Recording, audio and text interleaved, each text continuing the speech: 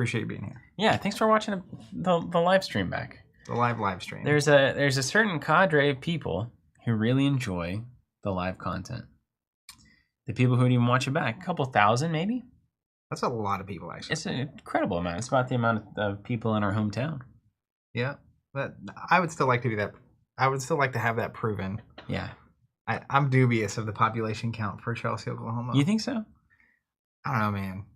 I feel like I knew a lot of people in Chelsea, and it is nowhere near 2,000. It's those outskirts, though. You got to watch those country? outskirts. The country, yeah. Because I mean, where I live in Bristow, right?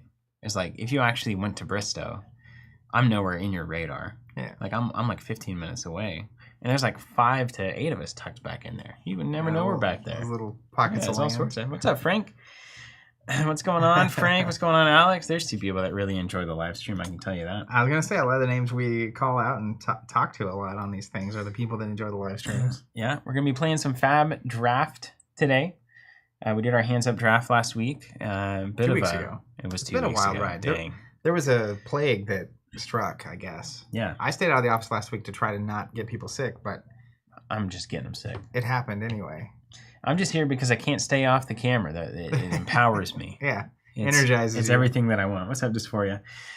Yeah, no, I'm just on the tail end of recovering from what I think is either, as far as we can tell, there's been a lot of people in orbit that have had this. My mom has had it. She's been down for like 8 days. Yeah. Well, and your brother's been down for 6 years, it seems. Brother's wife. Been a lot of people down with it. So it's either a viral something, hope not, or it's just like an allergy kind of thing. Yeah.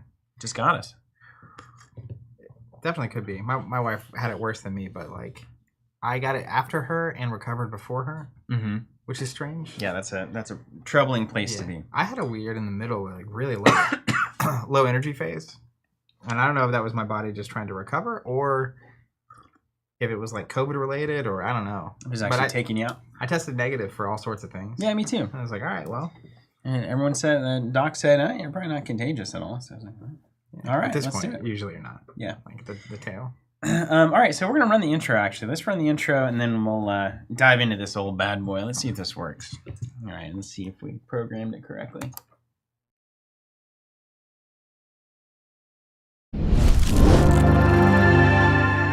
Hello, everyone, and welcome to a fabulous Wednesday here in sunny Tulsa, Oklahoma. That's right. Zach was sick last week. I'm now kind of on the backside of being sick this week. Got some tea here today. Tea helps. Now we've got our usual Wednesday cocktail routine, I think. So I'm gonna have to skip out on that, or at least maybe try. Yeah. Just take a taste. Take a taster. Just for science. It's like those. It's an actual job, and this was something at some point I aspired to a little bit. It sounded like a dream job, but at Starbucks, they have a job that is people that are basically espresso sippers. Nice. So they have all these beans and roast, and they'll make the espresso, and then they basically like sip it, taste it, and actually spit it because there's just too much of it. Yeah, you don't want to get over caffeinated. Yeah, and it was like, man, can you imagine a job where it would probably be horrible for your teeth ultimately, but a job where your job is to sip espresso from around the world, and then decide which ones are getting passed. I was like, that's a great job. And then you know that it's not getting put into your Starbucks drinks in the end. So what's the point? Yeah. I mean, it's just going to be that swill at the end of the day. Yeah. With sugar on top. How's everybody doing? I love this. Kuto said, I saw the notification, but it just said live outside because it was cut off. It's like, that would be a different vibe, wouldn't it? We should go live outside at some point. Let's talk about what we're doing today, man. It's going to be a chill stream. I'm ready to just kind of relax into this thing. We've got 8 draft decks that we drafted 2 weeks ago. Sure did. For Outsiders, for Flesh and Blood. And I think it's worth celebrating this set because as far as I can tell, from the experience of just drafting it with an analytical approach that we had, and then from stories that you've been telling and that we've been hearing in the Discord, it really seems like this set has been a bit of a statement piece for the limited format for Flesh and Blood, which I think was needed. Was it Uprising was the last one? Or was it Dynasty? They're the same in my head. Yeah, it was Uprising. Dynasty came out after. And people said, Uprising, I had a good time with Uprising, but the general consensus was like, as far as the strategic draft experience, it wasn't that great. And Arya was a little weird. And then this one is like everyone's like, this may be the best draft format ever for the game. Yeah, I really liked. To me, Monarch and Arya draft. Monarch was good. We were younglings in the Fab world back then. Kind of good, but Leviathan was really hard. Yeah, really hard. But I think the draft formats there were reasonable. The issue with Uprising over time, in general, I thought I enjoyed it, but as time went on, it kind of became a situation where it felt like you could screw it up. Yeah. But it was really hard to be good at it. Basically, like there's like a ceiling that you hit, and then all of a sudden, like at this point, it's just a matter of not screwing it up. And even then, the percentage that going second and or just having a good like playing Fi counted towards winning was very high. Yeah. And it wasn't that. I think people are more, the internet, hyperbolic / black and white about it, because I saw the same really good players be good at it over and over and over and over again. Yeah. But I will say, my experience in the past month with Outsiders comparatively, the good players are still good, but there's more room for, I guess, skill expression, as the kids say. That's a fancy term. Being in control of what's going on from the pack one, pick one, all the way to every game. And it's less about, there were so many draft practice with Uprising where I would technically 3-0 the draft. But after every game, the first game, I'd play multiple games with the same opponent. And it was like 80-90% of the time, whoever's going second won the game. Really? And it was just like, oh, so I can... And that's not the case, you think, with Outsiders? It could be. It hasn't been the case so far. A lot less reliably first or second mattering. It's very... personally, Ranger is still terrifying to me just because...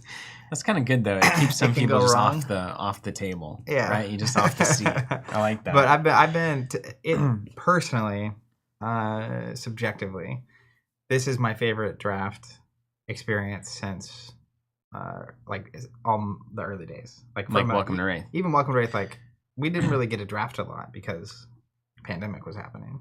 But even like the limited format for that was just so cleanly fab in my brain. And it's this honestly, I think it's because there's not arcane damage and there's not an illusionist. Those are like two. Oh, that's very good to know. Yeah, or a wizard, Well, that's even arcane, a wizard, right? Just like true. So those are the two, and I have nothing on this general surface wrong against either of those classes. Yeah. But from a limited perspective, it's like the difference between we both came to a fight with swords, and it's like, well, I showed up with a sword, and like you have a magic wand, a bazooka, or a gun. Yeah, it's like it's kind of a different vibe. Yeah. And so it kind of goes back to there are games that end because you run out of cards and you get fatigued, but a lot of times it's only because like you allow yourself to get to that position. Like you were saying the other day that cards, like maximizing every card in your deck, a lot of times is more important than maximizing any given turn. That's right. Which is a new thing. Like I definitely have not felt that way I felt that way in Monarch Limited a little bit. Particularly when I was, drawn to Leviathan, of course, like a moth to flame. Like you will run out of cards because you're blood dead and you're banishing and stuff. And so it's like you really have to get it done with this stack. Yeah. And even if you have a turn that is good, if it would have been better to maybe like arsenal this good card rather than play both good cards in the same turn, then you have to make those kinds of decisions. And it's the very basic reality of how are you going to win the game. Yeah. And in Uprising, one of the I don't want to say issues, but one of the realities of it was that a Fi deck would commonly win on turn like 3 to 6. Yeah. And it was very rare to hit us like a second cycle unless it was Illusionist versus Wizard. Even then, you weren't often hit. You're hitting second, maybe third cycle. Woo. I mean, if you run through your entire deck, like a lot of times you are. So pitch stacking becomes important. Tracking what your opponent's pitching becomes important. But most importantly, you have to fundamentally understand how to utilize your cards to get the damage done. And each hero does it differently. And you can't just... Uprising, though, because it might only be 4 or 5 turns, it's like, all right, send the best hand you can every time. Yeah, and a lot of times those best Fi hands were like 13, 14, 15 damage. And so you just send good hands, and that'll get it through. Feels like that's not the case with Outsiders. Scrappier, right? Yeah. I understand that you learned some more about drafting since we did our draft 2 weeks ago. I have drafted a few more times since then. So I know that you've been working with the pack Mm-hmm. and getting that going. Pack. And I want to hear your thoughts on what you've learned. I want to hop to the chat here real quick, though. Luis Carlos Contreras, good to see you, Luis. Probably the best draft experience since Welcome to Wraith. Yeah. So there's a lot of people are saying it. That's the thinking, right? Alex Becker saying, I liked Uprising, but Outsiders is fantastic. Still Slime agreeing. And it just feels like that's the vibe. So what have you learned about the draft format since then? And that you can continue to learn more over weeks is a good sign. I feel like I'm still very much learning. So one of the things I did in the past 2 or 3 weeks was focused on trying to draft all the different heroes. Yeah. And trying to figure out, again, answering that question, how am I actually going to win? Except for the Rangers, though, right? Except for the Rangers, yeah. Just I've gone from that. No, I've seen some really disgustingly good Ranger decks, but it reminds me a little bit of Icelander in the last set, which is 2 people drafting Icelander was fine, 3 people got uncomfortable. So Ranger is almost the same, where 1 on Azalea, 1 on Riptide. They can both usually be in a pretty decent spot. Yeah. Past that, it gets really sticky. Yeah. It's very tough. But all that to say, just understanding and be able to appreciate the value of various cards evolved in the past couple of weeks. And then kind of on a macro, I put more priority now on class-specific good cards over generics. Yeah. It seems like early on, right, picking a really good generic is great because I get to stay open. So you're back on the sending signals train, basically. Whatnot. But it's in draft, there's a lot, right? The draft's like a very nuanced topic, but in draft, the person to your right and the person to your left, the class and the hero they're on is very relevant for the quality of your deck. Mm-hmm. And the next layer out is relevant, and the next layer out is less relevant to you. So, like, the 4 players furthest from you at a draft table, if they're a mixture of the 3 classes, and a single pack goes through them, if there's like 1 ninja, 1 ranger, 1 assassin, and 1 of whatever else, it doesn't really matter who is on which one. That doesn't impact you a lot. But if you're on ninja, and the person on your left is on ninja, which we saw in our draft, yeah, then what's going to happen is, let's say I'm on ninja and you're on ninja and you're to my left. I'm going to get, for the pack 1 and pack 3, the better ninja cards out of every pack. And then you're going to get whatever the secondary best. Assuming we both think that we agree on what's the best cards, right? And like there's a little bit of difference between Benji cards and Katsu cards and that whole thing. But the same thing's true of Assassin. You know, if a spike with Blood Rot hits me, it's like either that or like some generic we can both play that's okay. It's like, well, I'm going to get the spike 2 out of 3 times and you're not. So being able to read what the person to your right is doing, or the people to your right, that's actually the first pack 1 reading what's going on, I think is very critical. And I said that last time, like reading the signal is more important than passing the signal. And part of the logic behind that is that the person on your left is only passing to you 1 pack out of 3. Yeah. So it is more valuable to know what's open on the right than it is to make sure people on the left aren't taking the same thing. That said, if you take a really good generic, so like 1 I really like is red cut down to size. 2 for 6 if they don't block. I mean, it's classic. They have to discard a card. Great card. Uzuri loves it because she can just sneak it in. Ninjas love it because they can send a Kodachi. No one wants to block a Kodachi. And then just send a 6 damage attack that you kind of at least block with 1 card. Anyways, that's a great card. And so last time, though, I put a little bit of more value than I think I should have on staying open. I think he kept seat like right here open for like 7 packs. Yeah. I think he got to the end. He could have been ninja or assassin. Yeah. Like, even after pack 1, it's like, I mean, I could technically pivot, which I think the fact that you can pivot in this format is one of the upsides of Outsiders. Yeah. Well, in Uprising, one of the other issues is by about pick 4, you had to know what you were doing. And if it just didn't work out, 10 picks later, you're done. Yeah. Like, there's not an option. It's not great, yeah. And like there were I remember at Worlds, my day 2 draft. So my day 1 draft, I had 3 other Worlds and felt great about that. Day 2, I started by drafting Fi. And then I think when I got the pack with 6 cards, it was only Icelander cards in it. and it was one generic and 5 Icelander cards. So I took the generic, and then the next pack I had 5, and it was like 5 Icelander cards. Yeah. And I had to decide right there, do I stick to my guns?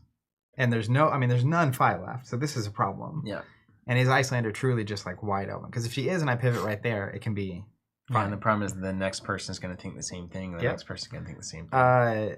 Anyways, so you can pivot in this format. But I do think like early on in the pack, especially pack 1, specifically pack 1, I put a lot more value on the class specific cards. And both knowing which ones are coming to you and which ones you're passing and which ones you're taking. And if there's a pack, like if you open a pack and the spike pumps are really good in Assassin. They block for 3. They're not an attack action, so the standard Assassin dagger doesn't, the -1 that you get from that hit effect doesn't apply to them. So it's like a block 3 that can still block. It's a 1 for 3 pump that gives a token that's usually worth at least 2. It's good. So it's like a 1 for 5. And in Outsiders, you can also a lot of times 5-card hands. In Uprising, you could play out 5-card hands. And especially in Dromai or Phi, like they could use the whole hand. That's not the case here. Like, so having a pump means it's a playable card on top of the thing. On top of the 3-block even. So that's like those are really good cards in my mind. But if you have that versus like a cut down to size, I think 2 weeks ago I would have been like, take cut down to size, stay open. And it is important to know you pass that. Someone to your left is going to be an assassin. But if you can take like the one bomb class card, you can also look and see, are there 2 or 3 cards that you very reasonably think could wheel? Like actually? That are playable for what you would scoop. And there's really good examples of this that come along. Like for assassin, there's a lot of the yellow attacks where it's like, yellow is not the best color for any given reason. But at the same time, you can just kind of look and see what are the odds that I actually get something playable back around from this pack on that first pick. And if you don't think, like if the generics, and that's honestly one of the things that make Ranger so tough in this format, is a lot of the generics are just strictly not good in Ranger. Right. Like you can't play a cut down to size and an arrow. You get one or the other. And they don't have anything usually else to do with the turn besides play a cut down to size if that's your turn. So there are some generics like Rabble and Seek Horizon, but just a ton of the generics are actually just not good in Ranger, which is also what makes it where if there's too many Rangers, it gets ugly really quick. Well, that's why you got to have your like 8 Falcon Wings in Riptide. That's right. Then you can play Falcon Wing into cut down to size. That's right. Duh. Yeah. It is hypothetically possible if you see the Falcon Wings. All that to say, I think that the power class cards are more, even if by the math they're not as valuable as the generics. I value staying open less. I also value the class specific bomb cards higher, because there's a density of the generics that are good to have, but they will keep showing up throughout the packs. But the bomb class cards, once the table's set, and a lot of times it's like 2 or 3 ninja, 2 or 3 assassin, 2 ranger. It's like a very common, and sometimes there's like a 4th ninja instead of a 3rd assassin or whatever. But like, there's not the power cards are going to disappear every time. Right. And the sooner you're on something, because if you get a pack 2 and the 2 people to your left are not on the thing you're on because you took all the really good whatever, that's so good for you. Yeah, right. Because one, they're going to pass the tendies. The first 3 or 4 picks are going to be wide open for you. Yeah. But even then, it's like, let's say the next person is an assassin. It's okay, well, the best assassin card is going to go to them.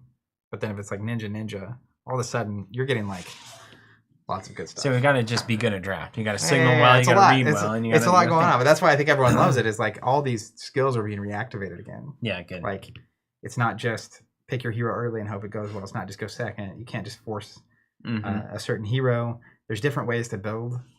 Like, there's 2 heroes in every class is very smart. Yeah. And that was one of the things I was learning. I really started favoring Arachne over Azuri. And people kept saying, like, Azuri's pretty good. So I was like, I'm just going to force it and see what happens. And there are definitely cards Azuri wants that Arachne doesn't, vice versa. There are also ways for them to use the cards that the other person prefers. A good example clever is like ways sometimes. Sneak attack. Yeah. In Azuri, it's very good because you use the reaction on her to put it in, and it has +4. So like the reds or the blue is a 0 for 5 basically. And Arachne has way less reactions that can trigger on that attack. and you have to trigger it on that chain. So it's a card that's not super playable by him. Same thing with like Isolate. It just has Dominate. It's a stealth attack with Dominate. Yeah, yeah. She loves it because she plays it. You can only block with one, then you can switch into something with a hit effect. And Arachne not so much. But there are ways to utilize these cards in both, and then figuring out what's open and it's very good. Like cool. You feel like you're actually playing the game in the draft. Yeah, you know what I mean. Like there's a lot going on there because in Uprising, once you're on Icelander Pack 4, it's literally just do you appropriately have the ranking of the cards in your head? Because then you get past a pack and it's like just pick the best one. Yeah, pick the best one. Pick the best one. You know, that was the Eric Wainwright draft strategy. Pick the best card. First 3 picks, pick the best card. Yeah. Oh yeah, and the Uprising. That's what he told me is always his draft strategy. Yeah. He'd drafted Magic forever too. He's just like, I'll take the best 3 picks and then kind of see where we are. And if they happen to be 2 of 3 are the same hero, totally, I'm in. Yeah, and like that's same's true here. Like if you get a really great assassin card and a really great ranger card, and then you get past, and it's like, well, there's another great assassin card. It's like, well, here's your sign. Yeah, there you go. It's pretty easy. Well, man, let's dive in. I want to play some Flesh and Blood today. All right, let's hit it. What's up, Cyanide Scorpion? Glad to see you. Good to see you guys. Good to see you as well. Well, Apocalypse, almost done with my Uzuri deck. Super excited to give it a whirl. There's gonna be some wild stuff. What are you thinking about Constructed at this point? What's the general? Ranger's good. Is it weird? Is Ranger really good? Yeah, Ranger is oppressively good. Yeah. Why don't you guys just fatigue Ranger? I don't understand. Like that's hard to do. Can't you just play Oldhim? Well, that is one theory. So this is a different. Is Oldhim ever going to go away? Hopefully. Or is it just always going to be like this dumb roadblock? Lumbering deck. So the problem with it is they keep banning his cards. So like he hasn't had a runaway season. Yeah. He's just always been good enough to be an option. And like he's always in the top 8s and stuff, but Starvo just had a season. He got it, right? Chain had a season. Maybe they just want that break check. Maybe it's just you have to be able to be this style of play to have a tournament winning deck. Well, like the Rangers can now. Okay. Yeah. That's the terrifying part. That's good news. That certainly was a terror for me. Lewis saying Uzuri is like Dorinthia 2023 edition. Really fun and tricky. Punishes you if you don't know how to block or know how to play against it. Jim Bond saying if Oldhim wins the Pro Tour, he leaves after Nats. So that's interesting. So mathematically, not guaranteed, but it's because we have a Road to National season. And presumably, if he's good enough to win the Pro Tour, he will get very close. But we've seen Breyer hanging on by a thread for months now. Which I don't even know if that is something you're into. Like, are you happy about that? Or is it like, I wish it would just go away so I can focus on something else? So all cards on the table, when she was very, like, I forget what season it was, ProQuest season, after the ProQuest season this year in January. My assumption was that she would go away. Yeah. So I actually started testing, at that time, Viscerai without Rosetta Thorn. Cool. Assuming, before Outsiders came out. I remember those days. Yes, yeah, right? Back to the old Reaping Blade. Assuming that Briar would go away, and then I have to find a new hero to play, and then Rosetta Thorn would be gone, so it's like, was Viscerai even good enough without Rosetta Thorn to do this? But then she just didn't go away. And here we are, Pro Tour 3, and she's an option, and I've got to be tempted by the old flame. Speaking of temptation, man, so we're not going to run through a bracket. I don't think we have time to do that treatment this time around. But I have got to play that Riptide deck. So I'm going to take this. I'm going to take number 3. Is there a normal pairing whenever there's a draft? Like, is it always 1 to 8 and that kind of thing? 1 to 8. 3 should be playing against 6. You want to do that? Oh, that's your number 7. That's Katsu. So that's your 1 and 8, 2 and 7, no, 3 and 6, 3 and 6. It's this one. I think you got your little weird Benji there. Well, let's try that out. I'm gonna go refill my tea. Let's go to the top down. Give you time to sleeve your deck, of course, which I know you're gonna do. And we'll Ian Schaefer play some games. No. Alex, sad you won't be there. Of course, I won't either. So just get off my back. Yeah, I'll be there. I will be there. I'm looking forward to it. I love the mixed format majors with like draft involved. You'll be missed, Alex. All right, let's look at our deck here. We got Benji. Got some nice equipment. I like that. 2 Seekers, 3 Seekers, and a Silken Gi. That's pretty sweet, actually. This is going to be a good deck, isn't it?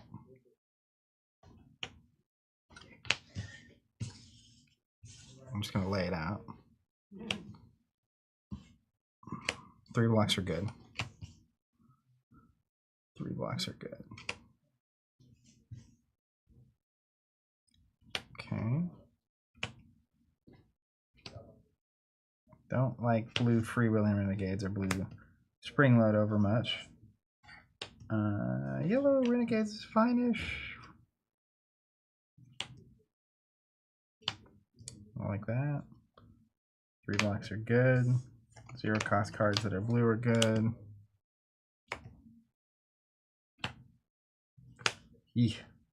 Not a huge fan of yellow spring load is very good. 3 blocks. This is a pretty good deck.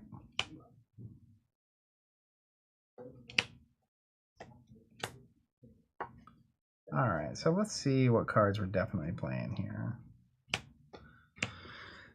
So, all the 0 cost yellow and blues are going in.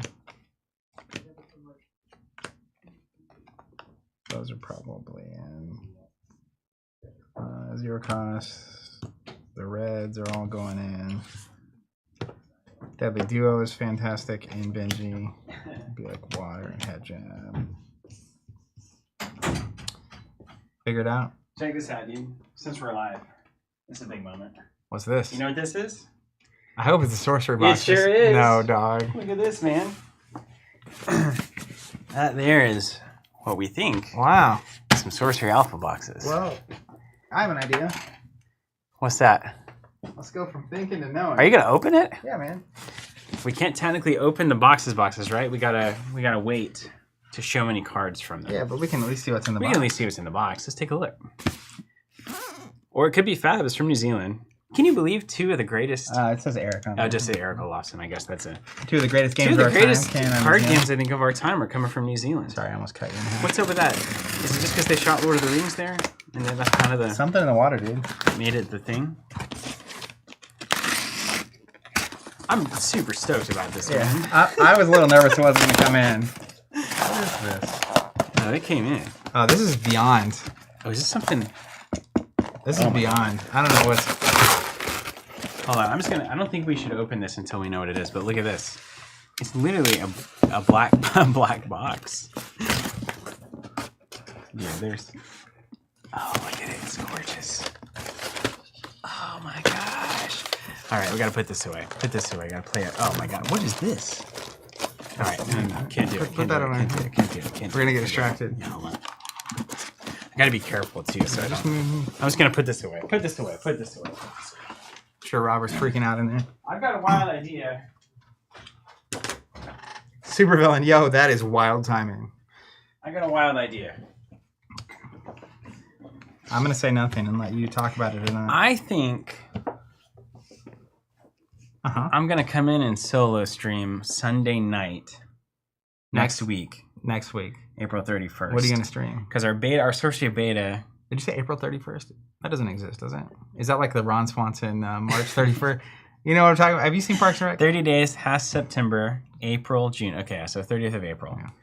Yeah. That'd be funny though. Be like, all right, April 31st, we'll see you guys live. So April 30th, I think I'm gonna stay up from like 9 p.m. to midnight, stream Sorcery Alpha box opening. So to be clear, that is next Sunday night. Yeah, a week from Sunday. Yeah. So it'll be just moments after I win the Pro Tour in Baltimore. Oh, that's important to know. Yeah. So you can call me while I'm streaming. I'll FaceTime in on a device, and we can be excited about me winning. And then also there's a sorcery thing. It'll be a whole moment. That's great. Yeah, that'll do it. And then I'll stream because our beta pre-orders are ending that night at midnight. Yeah. So I think I'll just open and be with everybody in this exciting moment, and then I'll turn the beta pre-orders off and then go home. Yeah. Okay. I like it. So join me on Sunday. So next Sunday, April 30th. And you can mark me. I'm gonna win on Sunday. Okay, you win. Yeah, easy. I win because I open Sorcery Alpha. That's right. And everyone else wins because they get witness all of it. And they get a beta pre-order. That's where everybody else wins. Yeah, and I see John Bunn in the chat. What's up, man? Colin, did I just hear you're getting a Sorcery Alpha booster box? Oh, not just a Alpha booster box. I don't know what all was in there, but it was exciting. Yeah, I can't. I want to find out. It reminds me of last week in the old Wolfpack Discord channel. Someone mentioned that at this point, Briar might actually be the right call. Oh well, that's which I don't think is true. Tantalizing tale for then, of course, is like all the radars, all the signals get sent, the bat signal. And I shared a GIF that was like someone sliding in and looking, and it's like, oh, did you mention my name?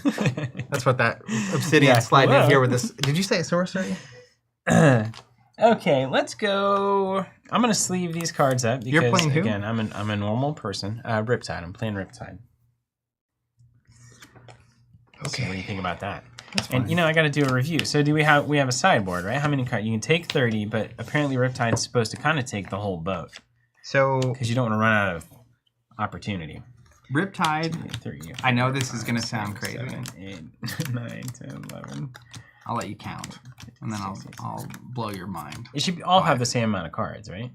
How many cards should we have? You draft 42. You typically don't have 42 playables, though. And you definitely don't have 42 cards you want to play. Looks like a good day. I mean, I want to play all these cards. Dude, you did it. Are you crazy? So, Riptide,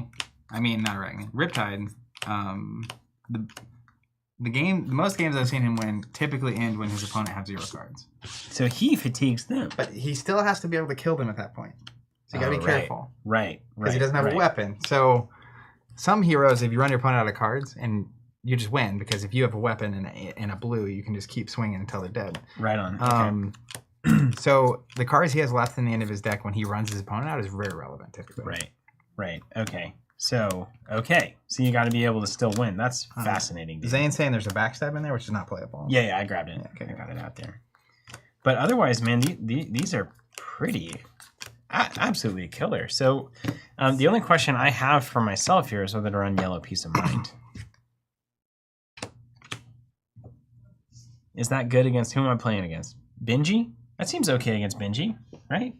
Because sometimes I can't block stuff, and I could just Peace of Mind. Peace of Mind is one of the best cards in the world against Benji. Okay, great. That's exactly right. And you get the Arsenal, which is Ranger is like super good because you get the Ponder token. All right, so I have all but one card is getting in here. Beautiful. Look at the. Actually, I think this deck is exceptional. Now, of course, that doesn't mean that I will play it well. Yeah, but you'll have a good time. But in the hands of a capable person, I think it would be very impressive. Now, things that I need to remember about Riptide. The main thing that you've got here is that every card you play has reload. So just every card you play, even D reacts. Put that in the head. Yeah. Be careful though. I have had a moment where someone played a DR from Arsenal thinking they were going to get a reload. And is it just from hand? It's just from hand. So that was a notable situation. I would have fallen right into that. Yeah, because you said every card you play does it, and it's not quite every card you play, but yeah, most cards. Brent saying, does Steven not have any equipment? I believe I have none equipment. But a bunch of playables. That's actually fine. I've got a ton of good cards. And we're going to see if the 20 Falcon Wing strategy is going to pay off here. How many did you get? I'll have to count them up. It's an uncomfortable amount of Falcon Wings. There's a lot of Falcon Wings in there. Well, it's supposed to be a Riptide card, right? And I've actually got like a decent amount of traps. And you can play them from your hand. See? The traps? And in Death Touch, Death Touch is like a pump, and the old pump and dump. You pump, you dump an arsenal, and then you attack with Death Touch. It seems good. Yep. I'm not worried about my cost curve. What cost curve? What cost curve? You know? Exactly. And then what does this quiver do? Destroy it, put a card from Arsenal on the bottom of the deck. So if I get stuck with something... Usually a trap. Yeah. Okay.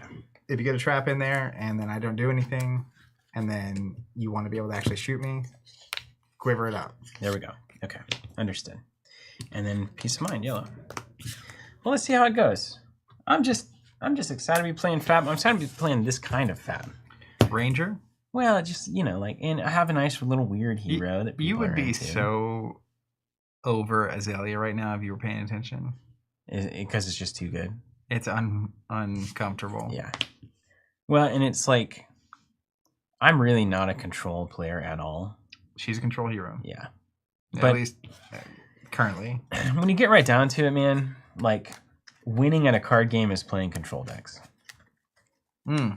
Straight up. I've been dealing with this my whole life. Even in the aggro deck has to have an element of, some kind of element of control. It's always the control decks that become the best decks. Always. Let me tell you. Well, I'll tell you why I think they win big events. They're not necessarily best decks. When you have the most control. I think that they have the least variance. Yeah. So when you're playing 14, or in this case, I guess at a Pro Tour, you need to play 11 constructed games. The mixed format helps. Yeah. But less variance over time can be the way. Yeah. But Briar won PT2, Matt Folks. And that was like a little Briar. It's like a totally aggro deck, yeah. Chain won PT1. In fact, you know what? That just means Viserai has to win PT3. He's the last Runeblade to not get a PT title. But didn't Chain lose? Chain lost the first one to Prism, right? Prism's a control deck. That was calling. It's calling. Yeah. It felt bigger than that. Was it the first calling? Yeah, big it was calling? The first calling. Okay. That event felt so huge. Big. Yeah. Now it's like, it's just a calling, whatever. That was back when Dante Del Frisco played Flesh and Blood. Oh, yeah. Those are the good days. And was good. You talked to Dante at all? I talked to him from time to time. I talked to Prism Mike a little more. Really? Yeah. Good. I love Prism Mike. Yeah. Even though you're not on the same team anymore? That traitor. I'm just kidding. Yeah. He's great. He's actually the only... I don't even know if he's part of the... it's not a team, you see. It's a testing group. That was the problem. Understood. That was the nomenclature... the definition that was not quite in alignment. You know what I mean? Testing group versus a team. Yeah, that's different for sure. But Prism Mike was testing with the Arsenal Pass testing group for Worlds. I don't know if he is. I think he's the only person from that group that's coming to Pro Tour 3. So. Oh, is he? I mean, he's a heavy hitter too. Yeah, he's Prism Mike. I am not convinced that this is in focus well enough. Looks better now than it did a second ago. Yeah, there we go. If you're new and you don't know what Benji, the Piercing Wind, does, Benji's my hero. And it says, your attack action cards with 2 or less base attack, or 2 or less attack, can't be defended by cards from hand. The first time an attack action card you control hits each turn, the next attack gains +1. So, action card hits, I get +1 on my next attack. The next attack can be a sword to get +1. But the swords themselves don't trigger the +1 on the next thing. Swords don't trigger the ability, but they can benefit from the ability. Uh-oh. There you go. Oh, thanks. Oh, hilarious. I recognize this drink. Cheers. If you're wondering why we're drinking, 1, it's because we like it. 2 is because... Tea to a Caucasian. We are working on a cocktail program for the next iteration of our store, and we've been doing so for a couple years. Steven and I ultimately... bear the burden of taste testing. Did you? No, I only got a little bit. Because I said I don't want a full pour. I was like, my goodness. It's coming off the bench. He's like, I've been sick coming off the bench, and I'm just going for it. Yeah, no, it's funny because as much as the White Russian is ultimately the Caucasian, is kind of anathema to our approach to a lot of things because it's really not sophisticated. It's not asking for more. It's not asking for a level of. Your coaster's back there behind your computer too, if you want. Perfect. But you just have to have it on a menu if you're in a tabletop gaming environment. It's just got to be there. I mean, there is a. So, did you know? I think it's the 20th. I can't look at these, right? Oh, pause. Okay. I think it's the 20th or the first second. I will go second. All right. Do you have the 20th or the 25th anniversary of the Big Lebowski this week? Is it really? Or this year? It's back in theaters this week. It's because it's 420 this week. But it's also because it's the anniversary and it's 420. Yeah. Right. So those two things together. It's going back to theaters, really. Yeah. That's so smart of them to do. They're also, I love this. I've been saying for a long time, I wish older movies would go back to theaters more often. What would it be? 40th anniversary of Return of the Jedi is this year. So it's actually coming back to theaters. I've never seen that film in theaters. Oh, right. That's good. It's like, of course I would want to go. Although it's really not very good. Easy. Hey, you know what? The entire original trilogy is starting to look really, really, really good. in comparison to a lot of things. But all that to say, Big Lebowski's back in theaters, and I'm happy this week to be having a White Russian. But it is in line with us beyond an appreciation for the comedy of that movie. And it's very much that whole movie is about a Zen state approach to reality, man. That's it, man. Dude, you just got to get to living. Yeah, that's it. Obsidian shots fired at my favorite Star Wars movie. Going second in this format where you're telling me that like using your cards matters a lot is very difficult, because if you have your bombs here and you block with them, you may not get across the finish line. That's right. Even though you're going to refill your hand. Now, little caveat here. I'm playing Benji. Yeah. You can't block cards that have a base 2 or less. Well, that makes it easier. Yeah. It is easier for me to sneak through damage. However, Riptide usually has a lot of traps. So, Peace of Mind and then also an Arsenal trap is a really efficient way to just turn off my entire ability. Right. Okay. So, anyways, be careful, because even though you may be trying to run me out of cards, Benji, if they stack up the right abilities, can just like send a bunch of unblockable stuff at you. Got it. Okay. Understood. Colin, yeah, you know it. I'll go to take you to task on that one. Alex, I did not go. They put Return of the King in theaters last month for the 20th anniversary of that movie, which is crazy. I did not go see it. It came out. I was either out of town or sick, or something was going on where I couldn't go see it when it was out. But I wanted to. And that's enough. Are you going first or am I going first? You're going first. Oh, I'm going first. Oh. Well, why didn't you say so? Just kidding. All right. I'm just going to put it on you. Let's go. And I got to remember what my bow does. Right. So basically an arrow is going to cost 2 to shoot. Obsidian. Look, it may be the worst of the original 3 movies, but it's still my favorite, and it doesn't make it a not very good movie. I think it's a great movie.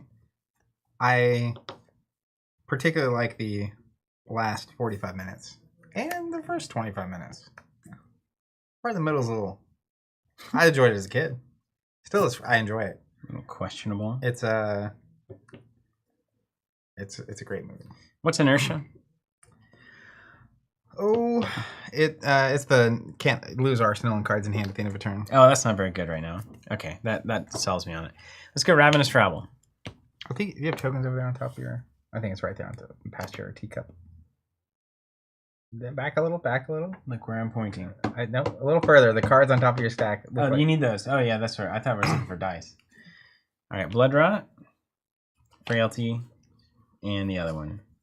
We'll get a Ponder token out if we need it. Get all the tokens out. There they are. I'm just going to get my reference sheet over here. Yeah. Because they made me learn all this stuff suddenly. And then you want tokens as well? Oh, sure. I'm revealing a Scout the Periphery Red, which I'm happy to see there. And that means... Oh, with your Rabble? Yeah. It's a 4 damage attack coming at you. Alright. I will block for 3. Take 1. Oh, wait. I got to use this ability. Whenever you play a card from hand, you may put a card from your face down. I see. Alright, hold on. There we go. Okay, now it's coming at you further. I blocked for 3 and took 1. Okay, you did it. Okay, next up. Ops, if you're out there, the drink's delicious. It is really good, yeah. Okay, so you can pay 1 to put a thing face up. You can also do that. Alright, let's pitch here. Let's play a Death Touch for 5. Block 6. Awesome. Alright. And then we'll go here. Took my hand.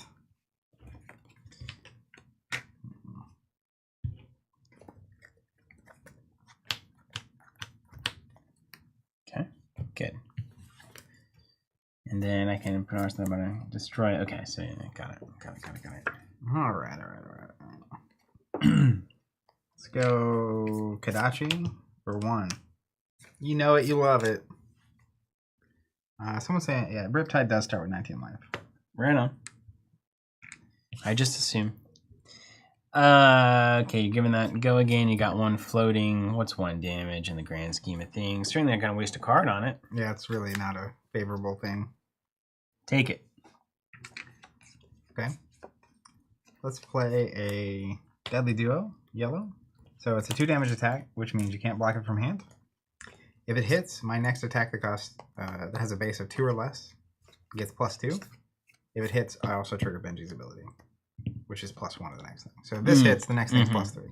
But the only way I can block is if this is a reaction or if I have like a piece of mind or reaction in hand. That's right. Not a reaction in hand even. Wouldn't do it. You can't react from hand. Nothing from hand can block this, is what you're saying. Yep. All right, well then I will not block it. All right, take 2. And my next attack is +3, basically.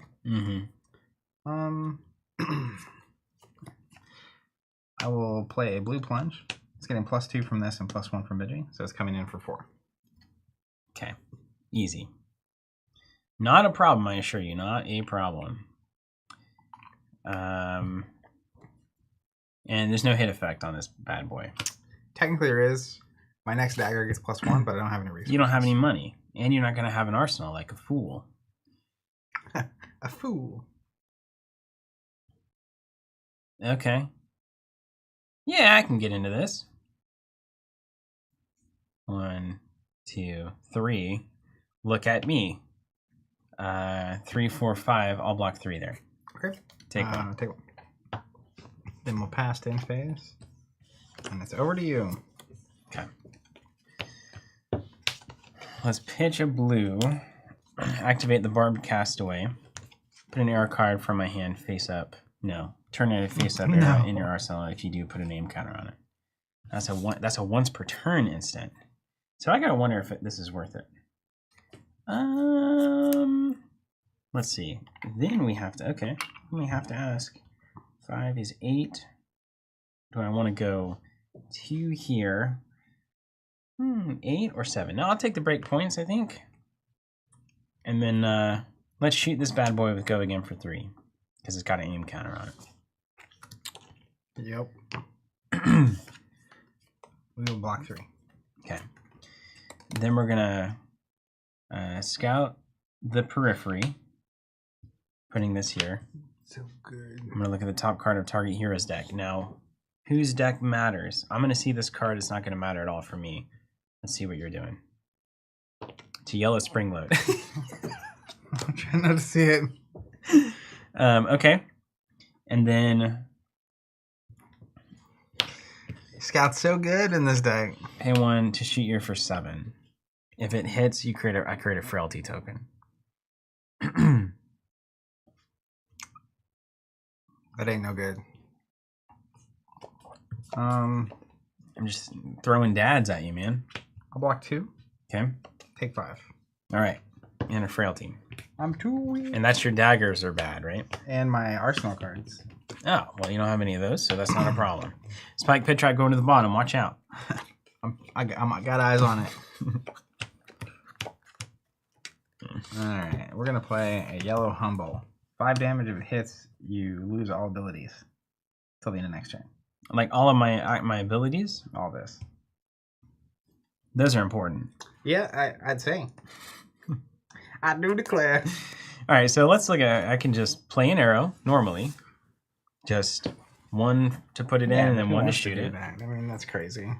He wants to do that. Well, honestly, and if humble hits and something bad happen, You lose your ability. I lose all my stuff. Well, again, I don't like that. So we can just do this.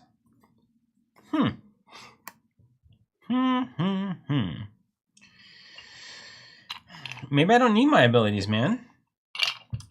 You might not. Maybe I don't. You ever think about that? You ever think about that, buddy? It is quite possible. So we're going to block here. And which one's better or worse? You have no cards in hand? Nope. It has +3. Well, that's not going to be the case. So why don't we just do this and this? And then we'll put this in the arsenal. I like it. So let's block here, and then we'll do the rest of this. All right, I'm going to block for 3. Okay. Here. I'll pass reaction. I'll pass as well. Take 2. Take 2. I'm blank. You've been humbled. I'm humble. I'm humble indeed.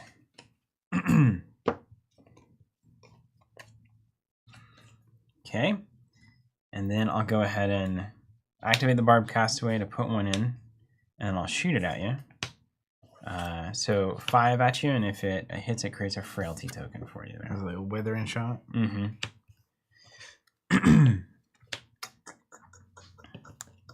You're at 13. 13 life, yeah. Asking for a friend. And you gotta watch it, because Benji can do all sorts of weird can't block, see you later kind of business. But if you react to give yourself plus X, I can then play a defense strategy from hand. Yep. Okay, it turns off. It's a two or switch. more, yeah. Okay. It's not like when it attacks or whatever. We've been doing this for so long. We've been playing cards together for so long.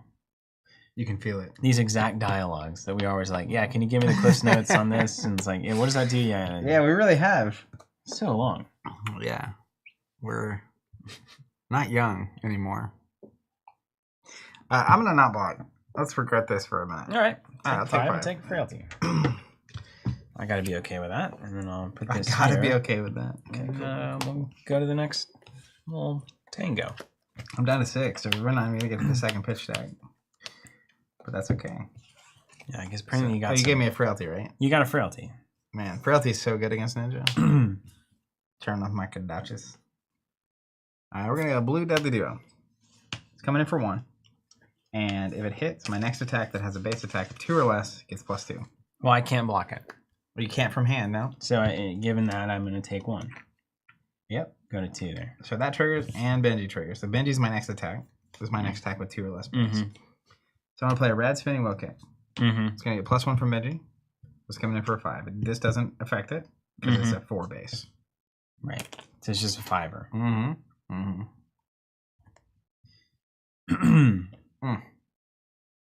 I do love Benji. First like 3 or 4 drafts I did of Outsiders, I drafted Benji. And no hit effect here. Nope. Blank. It's blank card would go again. 5 go again. But if I take that, you got 1 card in hand. What could it possibly be? How bad could it be? I mean, you can do a Kodachi for 2, technically 1 because you're frailty. Not scared of that. It would only be for 1 because the +1 is only the first time. Yeah. Oh, okay. It's already applied. Yeah. So it'd be for 0 because frailty. That's right. Can't even Kodachi. So now I'm worried about the Kodachi. So the worst thing I could do to you here. Oh, it's the snake thing. I've already seen it. Spring load? Yeah. I saw it on the top of your deck. You did see it on the top of my deck. Yeah, it's right there. Look at that. So you This got man's a genius. You got another 4 coming in. Well, it's going to be +2 from that. 6 coming in. Hot So diggity I can dang. take 5, I can go down to 1. Yeah. What could go wrong at 1 with the Kodachis on the table? Okay. So I should probably just... That was good memory there. Yeah, well, you got to remember. That's the key to all of this, isn't it? You just got to remember. Okay, so I'm going to pitch a card. Yep. And then, so I'm going to block here. And then you're going to do that. And I'm going to be okay with it. And I'm going to go boom, boom. And then get you in an uncomfortable place as well. I'll kill your car, as it were. Yeah. You'll activate your trap card? I'm going to block that for 3. All right. Take 2 in the teeth? Yes. Right. Then we'll yellow spring load. It's a 2 base, so we get +2 from here. Then also it says if I have no cards in hand when I play it, it gets +2, so it's coming in for 6. Coming in for 6. I'm taking Took it? Yeah. Ooh-wee. You're in like a... We're both in danger zone, but Benji can be real sneaky about this. So watch yourself. I'm watching the buckets, proverbially. It's got the periphery +2. I'm going to look at the top card of your deck, and I'm going to put this in. Oh, that's a good one. Show the camera. Show the camera. That's good. I'll have to read that later. Play another Scout the Periphery there. Oh, Pitch. I'll flip this guy up for an aim counter, and I'll go at you for 10. And if it hits, I'm going to choose red, yellow, or blue until the end of the start of my next turn. You can't pitch cards of the chosen color. It's going to be 10 coming at you.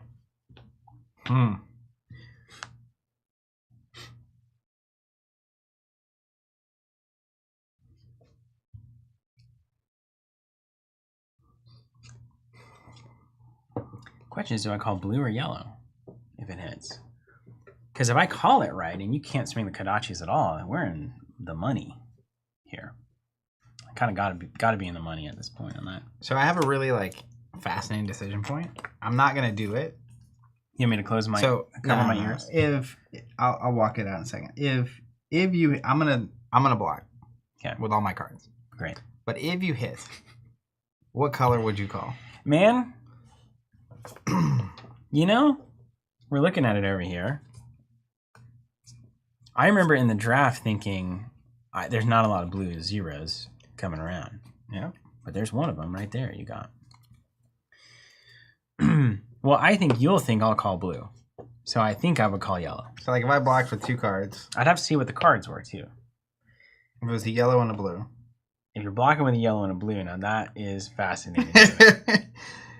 I'm not going to go down this line, but I want to show you what would happen if I did. Because I'll show you my whole hand in a second. So I guess the right thing to do is to call blue no matter what. Because then you pitch a yellow at 0 cost. I take 2 Kodachis to the face. And then you have to pitch another card. Or play a 0 cost. Or play a 0 cost. Mm-hmm. Which is, if it's a 2, 0 cost 2 damage attack at that point, then I'm done.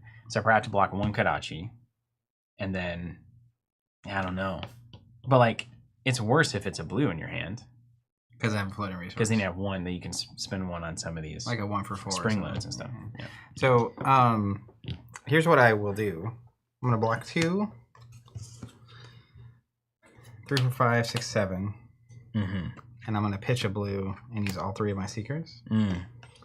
Nice. But so blue was right. What I could have done is blocked here, use my Seekers, prevent 5, take 5, go to 1. Mm-hmm. If you call yellow, my line is blue head gem. It's unblockable, and you don't have an arsenal. So you take 1, my next attack's +1. Then 1-2 punch. It's a 2 you can't block, and it also says if head jab was the last attack, when it hits, you take 2 extra damage. Nice. So I just kill you. Yeah, totally. But if you call blue, I think you have to, right? Pitch these? Yeah. This just says pitch, right? Or pit play? I think it's just pitch. What do you say?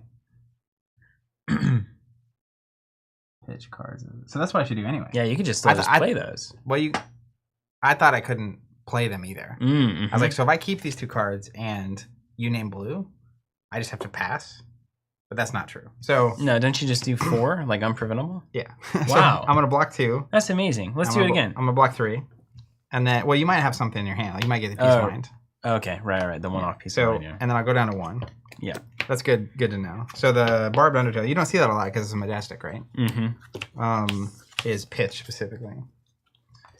Okay. Sorry for spoiling the fun. So do we get peace of mind? No. Then I play a blue head jab.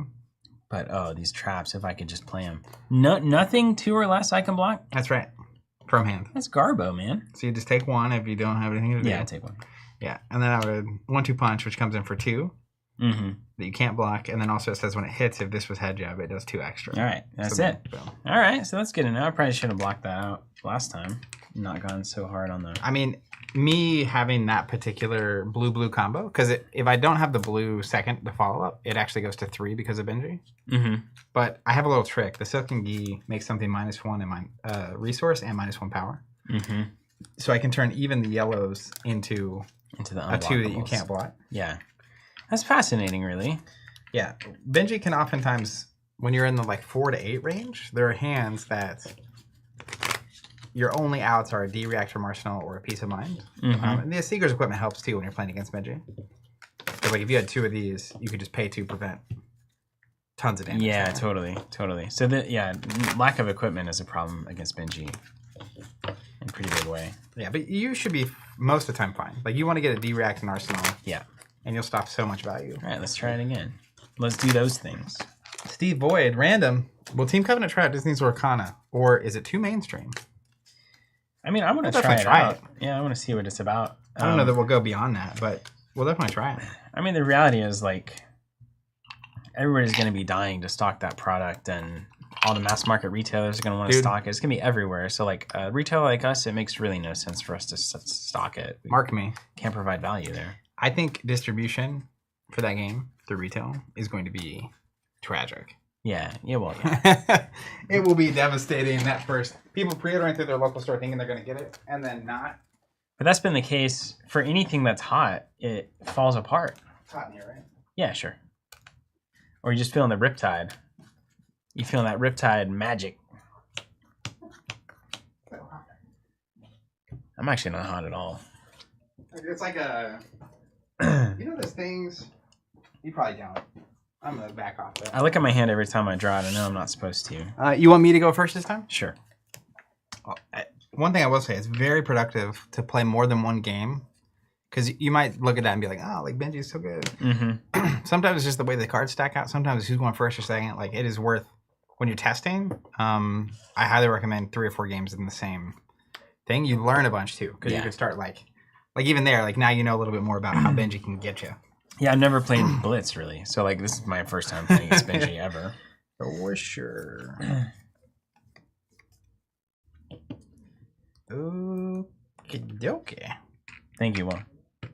Yeah, Russell, Ravensburg has to be well set up through distribution, but I guess they've never done a TCG before. I don't think the distribution system can be well set up for a game like Lorcana. No matter what the publisher does, no matter what anybody does, it's not built to function. I mean... There's one thing they could do.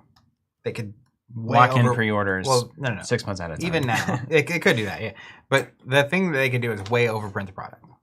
Right. Now, it's hard to do that because you have no idea how much. That's the problem. You have no idea how much people are going to order in the end, and how much people are going to want it, and how many boxes, all that stuff. So, unless the game is dramatically overprinted, it's going to be very turbulent for a while. Which is just we've seen that over and over again. Okay, so. Let's go. Yellow be like water. 2 with go again. I can't block it. Can't block it. Nope. All right. Cool. Benji triggers. I gotta tell you, man, the whole can't on cards. You're getting me. I mean, you're gonna get me riled up with that. We're going to the podcast booth, ladies and gentlemen. So I just can't play the game here. Okay. Yeah, that's fun. As long as you draw the right cards, I just can't block them. All right. Let's play that's a fun decision point, isn't it? Blue Deadly Duo. So it gets +1 from Benji, so it's coming in for 2. And that, therefore, I have no decision point. Yeah, here we are again. You got me. You got me. All right, so that hits. The next action card I play with a base of 2 or less gets +2. So, what could you for 1 no-go again? 1 card in hand, 1 money. No whammies. Could be a red short and sharp, +3, baby. I'm going to block 3 here. Yeah, I'll pass. I liked it because I had a choice that I could block it. Yeah, that was my favorite. Those were the more enjoyable choices. That was my favorite thing about it. Someone's saying Riptide starts at 19 if you didn't. Yeah, I got him. Got him.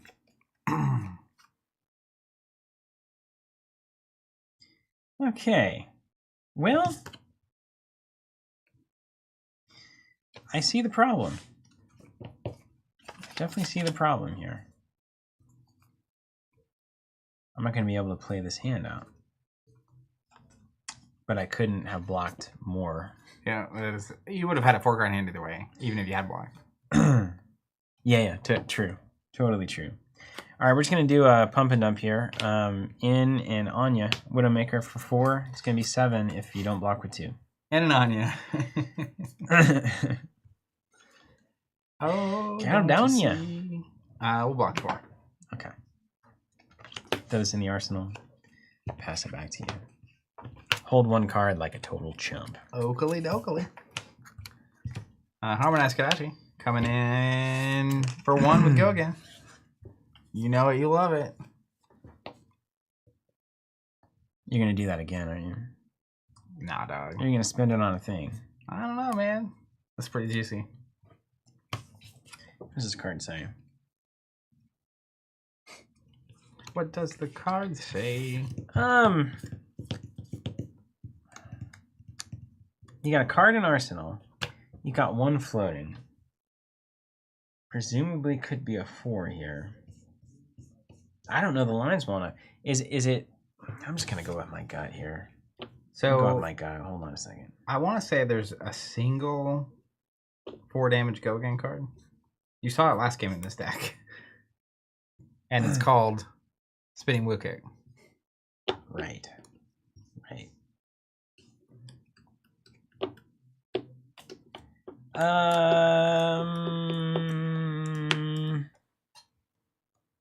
Dang, Zach.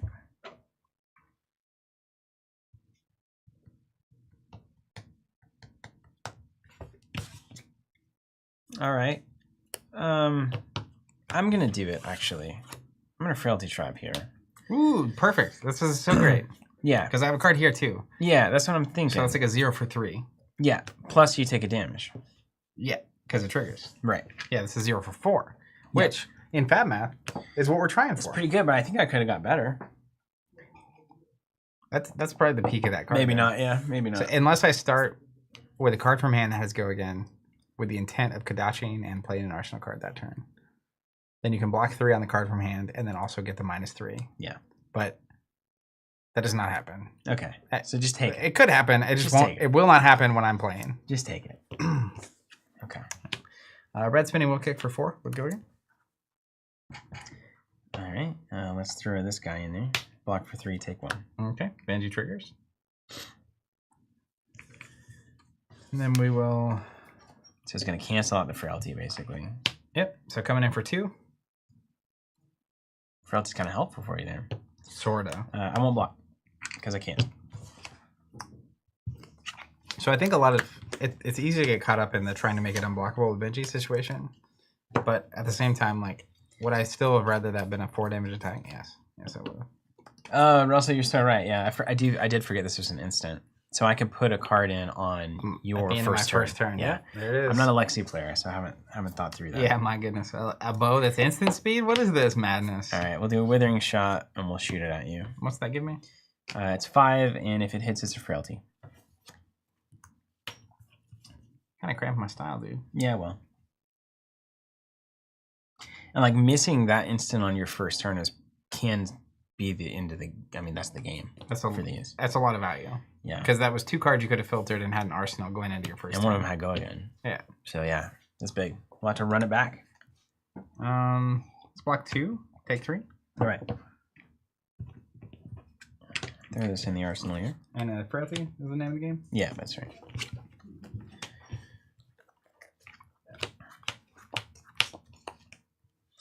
One life for 10 has always been. Yellow Hedge 2 with Go Again. Can't block. Can't block it, huh? But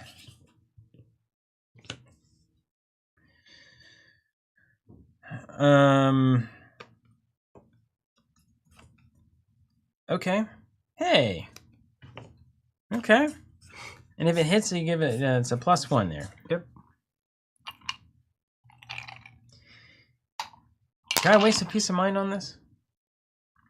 In your humble opinion? So, Rangers are not good at sitting on cards. Right. You would way rather block like a yellow Deadly Duo or something, but I think it's perfectly reasonable. You can also use your floating. If you're pitching a blue, you can use a floating to use the bow to give you an aim counter or whatever, like on defense. So that's a pretty good exchange. Mm-hmm.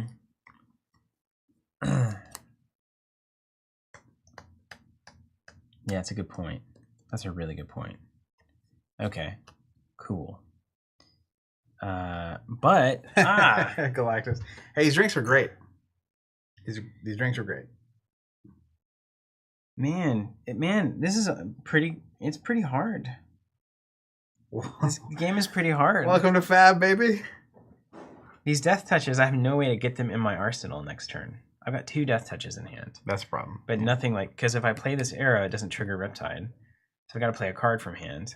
I can play the Peace of Mind here. I could actually dunk this with the Quiver, play the Peace of Mind to get the death touch in, but it's a lot of moving parts for not very much payoff. So, ergo, I think I do Peace of Mind, and then I go flip 1. Rangers crazy, man. What are they doing? Why are we doing this? Why did we do this? Why are we deciding this is right? What do you call people that like to inflict pain on themselves? Masochist. Rangers. Oh, there's a Ponder token too. Is that going to trigger at the end of my turn or your turn? Your turn. That's what I was saying. So if you pitch to do it, you're going to stop 2 damage plus the bonus here. Right. And also get a card at the end of next turn. Yeah. Which I do need to do that. I really just do need to do that. But I've got to think if I'm going to follow this up with something. You can also take it as a 0 for 4, I guess. I do this here. This here? And then this goes. And then I just hate because I'm sitting on an unused garbage. Riptide? Oh, there's no. I mean, look at it. Look at it. All right. 2 death touches. Piece of my Skybound.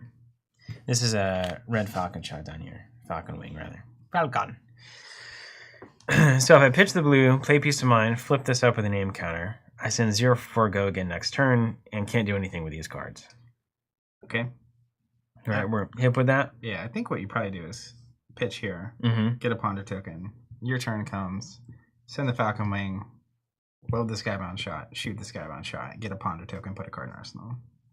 So just don't give this an aim counter. Is what that looks like. Yeah, that's right. Okay, that's correct.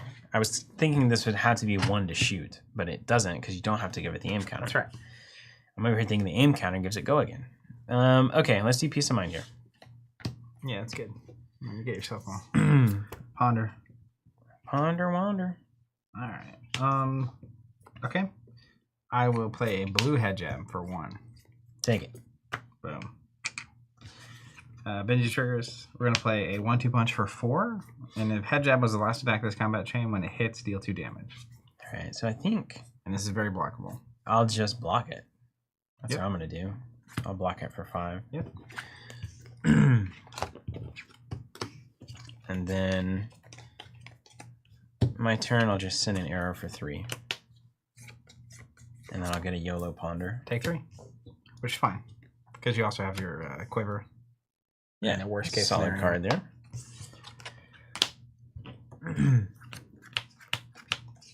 All right. Red, come to fight.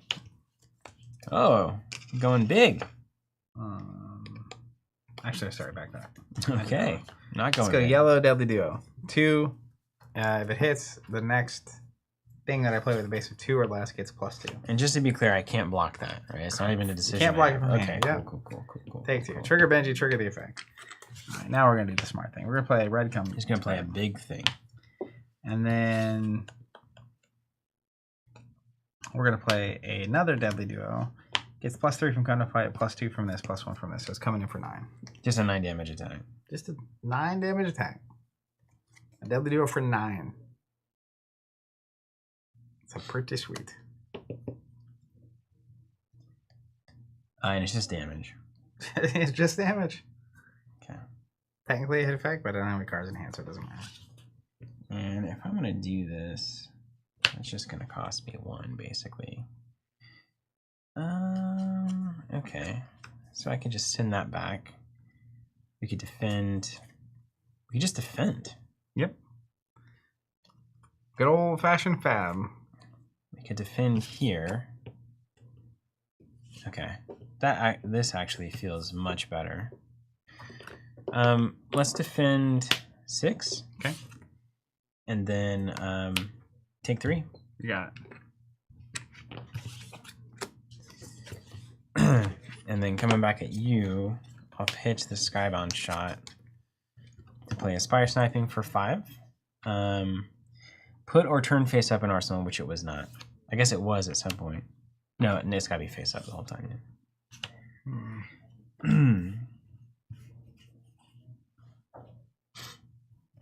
It's still just 5 damage, you know? Like, that's not bad. No, I'll take 5.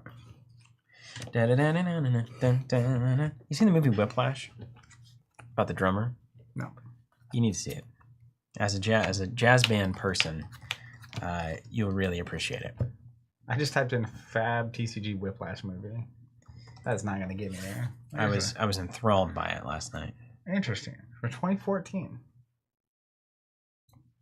It's got him in it. J.J. Jameson. Yeah, it's good, man. It's really good. I mean, it's kind of hard to watch sometimes, but it's really good.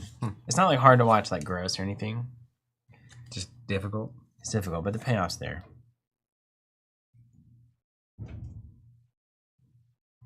All right, let's go red plunge. Coming in for 3 with go again. Fully blockable. If it hits, my next dagger is +1. going to react here with the old tar pit trap. Uh-oh. Block 3, you'll take a damage, and it did defend an attack with go again. So attack action card hits, they don't trigger. The next time an attack action card hits, no hit effects don't trigger. Yeah. Okay. All right. Over to me. Still you, yeah. Kadachi for 1. Kadachi for 1 is going to be great. That old gem. Yeah, you're going to get that one. Kadachi for 1. Still. I better watch myself here. I'm going to yell at me again in your the thing that you're doing. Well, Benji tricks. Sita saying Whiplash was amazing. I'll take one here. Okay. Is it attack actions? Okay, so those don't count for the trap. We'll go blue back heel kick for 1. No go again. Did you take a damage there? Yeah. From the trap? From 5 to 4. I can't block that, Zach, so... That's right, yeah, take 1. Yeah, I'll take 1. All right, then I'll arsenal pass. Did you take...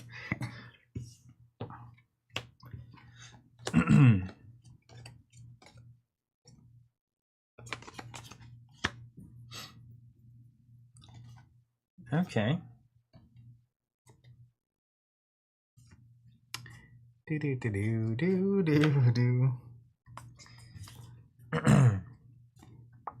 Okay. Right on. So we'll do that. Okay. All right. All right, we can get something going here. So we do this. That puts this here. And then we put this here. And then we got to pay for it. Understood. Okay, so let's do Seek Horizon, red. I'm going to put this on top to give it go again. And it's going to be a 4 damage attack with go again. And I'm going to put this in the arsenal with Riptide. Cool.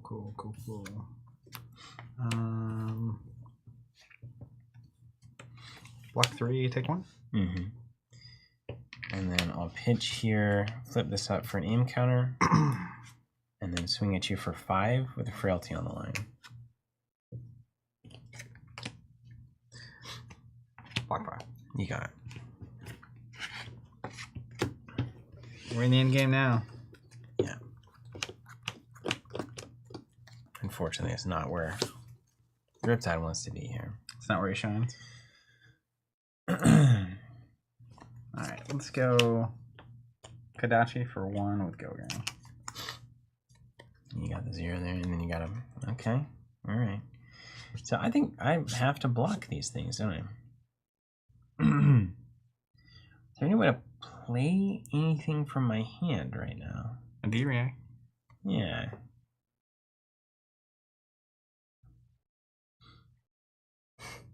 What up, rate this? Interesting. I can block this from hand, though, right? Yeah. Like anything from hand. Clean. Just a clean one. Clean block. Oof. Oh, man. Why is it so bad? I don't understand. Why is it always so bad? Yeah. I can tell you. So I gotta stay above 3, man. You're in like, you gotta get me going. This is crazy. There's so many cards that just are bad for you here. Yeah, so like if I go to 2, it's got to be game over. I mean, is that a 2 down there? Could be. Yeah, sure. I mean, could you be. have to honor it, even right? if it's a 3, I can make it -1 with the Silken Gi. So. Okay, so I've got a, and you're at 3, so we've got a. Even if we pull cards out of your hand, it really doesn't matter, does it? You got to pull a lot of cards. Okay, I can see how this is a problem. I get it. Yeah, I understand. I get it. I just never got on top of tempo here. Yeah, it's tough. It's because I didn't do the first turn. We'll try it again. We'll see what happens. We'll try it again. I gotta win. All right, so you're blocking there. Ooh, that's a good card. Oh, it's a great card. Oh, it's Kadachi. Just fantastic card. Well, I'm gonna block that as well.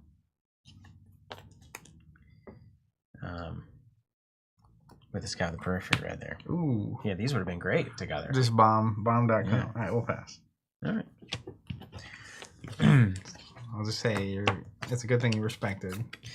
Yeah, so that's where like now I've got a decision point for sure.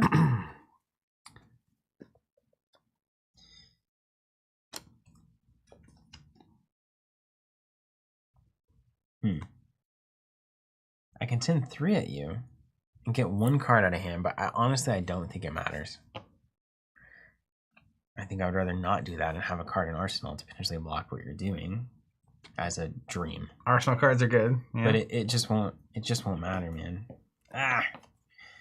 Okay, well we're just gonna pass. Throw that here. That hurts. Yep. Hurts everywhere. Oh, look at all these good cards. I think you need to cut this deck down to better only the good cards. You told me I'm supposed to, but it's not even lasting long at all. Against Benji, you maybe need to be on a clean 30. I could ask for 1. Imagine that. Imagine that. Huh? Imagine that.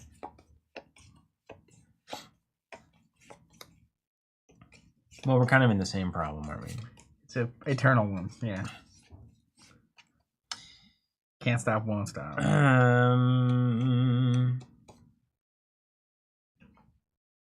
Okay. Well, given that is the case, you've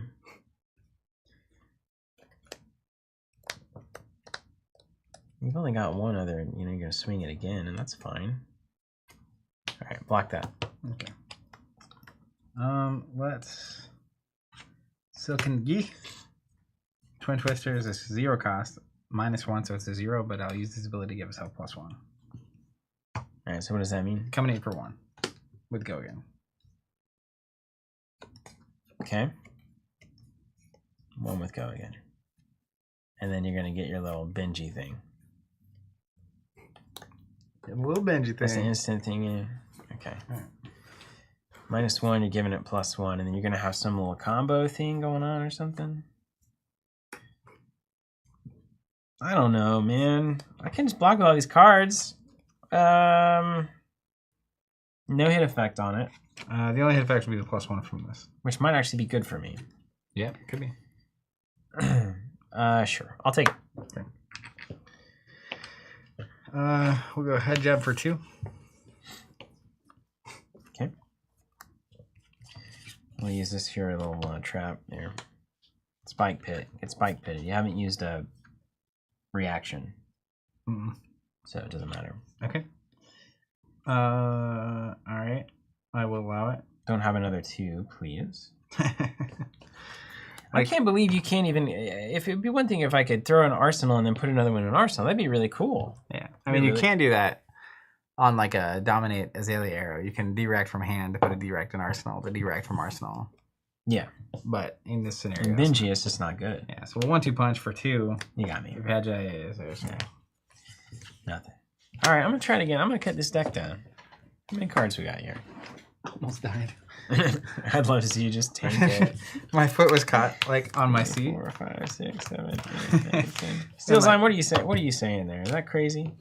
2, 3, 4, 5, 6, 7, 8, 9, hold on. 10. 1, 2, 3, 4, 5, 6, 7, 8, 9. Where's 10, this new Star Wars CCG 3, information? 4, 5, 6. Ray the Sand, you boys plan on doing anything with the new Star Wars CCG? What does it mean? What is this, guys? Hold on. What has happened? This has been a day. What are you saying? What do you mean a new Star Wars CCG? That's what I'm asking. Where? Who's it from? Guys, you're light on details here. Yeah, you're killing us. Let's go to Twitter. Nothing. Light on details. Where is this? Where are you finding this? You can't just drop that and then just be like, yeah. Find it. Find it yourself. Wraith is saying looks good, but it kind of feels like another Star Wars. It is. He had another Star Wars card.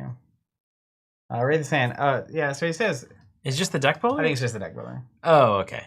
Yeah, no, I really have no interest in that game at all. Yeah, very light. This is good. Widowmaker's okay. This is good. I've heard good things about the deck builder, but just not particularly excited about it. I'm on Star Wars hiatus. You're good, Wraithus. He says, my bad. Oh, you're good. Yeah, you're good. I just thought it was a genuine CCG. Genuine? Genuine. You know genuine? Scout, Lace, Blood. Blood Riot? You don't do any reactions. Do you even have them? I do. Well, some amount, but not a ton. It's still just a 0 for 3 from Arsenal. That reloads. Dang. So, pretty good, the Benji. I don't feel like I need these blues. You maybe don't. At all. At all. I've got so many traps. What is going on? Why would you do this? Why would I build this deck? Also, like, I mean, you do want a lot of traps in that, the Riptide deck. Well, I've got them. 6 of them. I just don't know why you weren't ever playing them. I was trying. I couldn't play them from hand. I see. Yeah. It's the ability that says you can't do the thing that the game is built around. Weird. That's the problem. Must be a bummer. Yeah.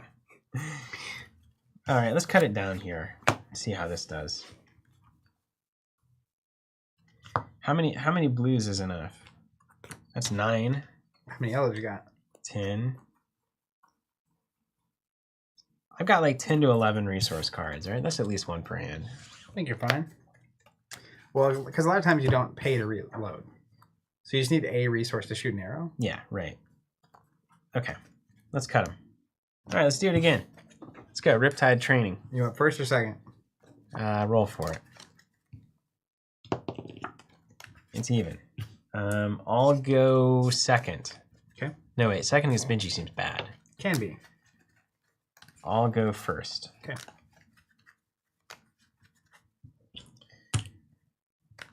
But first is also bad. Alex Becker, what phrase do you think has been used the most on stream since the beginning? Genuine? Call me in the morning? Beefy boys? It's probably call me in the morning. Take 2, call Take me in the 2, morning. Call me in the morning. Is that what it is? Is that what it is? You already know what it is. Man, you just learn so much. You got to play is the problem. I mean, it's a kind of a problem. You got to play constantly to be good at this. You got to play constantly. I hate to break it to everybody. Ian says, what about Skeleton Crew? Oh, that was a lot early. Yeah, that was a ton early. Yeah, it's probably Skeleton Crew. All right, you ready for this? I am ready. Because, actually, I think I'm just going to pass. That's fine, too. That's acceptable, right? Nobody's use your instant to load as well. Nobody's like, what an idiot. If you want to filter a card, you could, like, load something. These cards are all so good. Truly amazing. And I need to be able to I want to put an aim counter on stuff, which means I want to... What's crazy is you could just play Peace of Mind here to get a Ponder token. 100%. But why? That's actually a really good turn 0 going second. Mm-hmm. Because you get rid of 2 cards and you get a Ponder token, and then you take a 4-card hand and get an Arsenal anyway. Yeah. Yeah, super good. This would have been great going second hand, actually. Oh, man. Well, seeing as how I have all of my good cards... Jim Nabon saying anything with potatoes has to be up there. Yeah, that's actually very accurate. Russell saying, Bryce is doing his job and marking it down. We might have an accurate count of how many times mark me has been said. Mock me. I'm just going to Arsenal. Dysphoria. And then pass. Saying, back to the world, back to my girl, back to my family and friends. Got a lot of airtime. Back to my world, back to my girl. All right, over to yours truly. Yep. Kadachi for one. Name something more classic.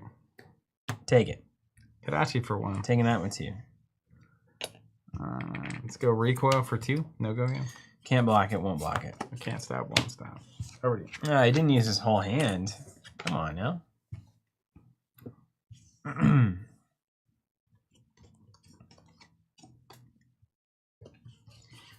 Well, I could certainly play the dads here.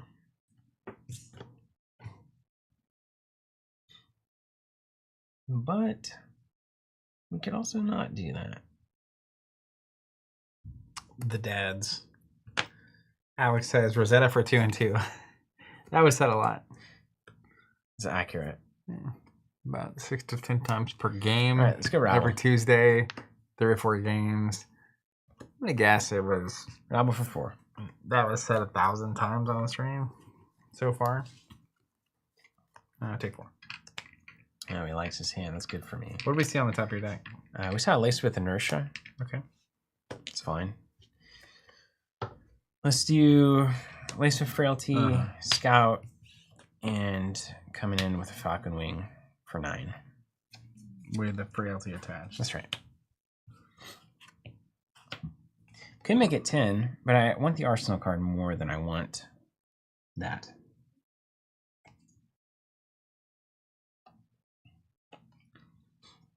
It's buck 7, pitch 8-9.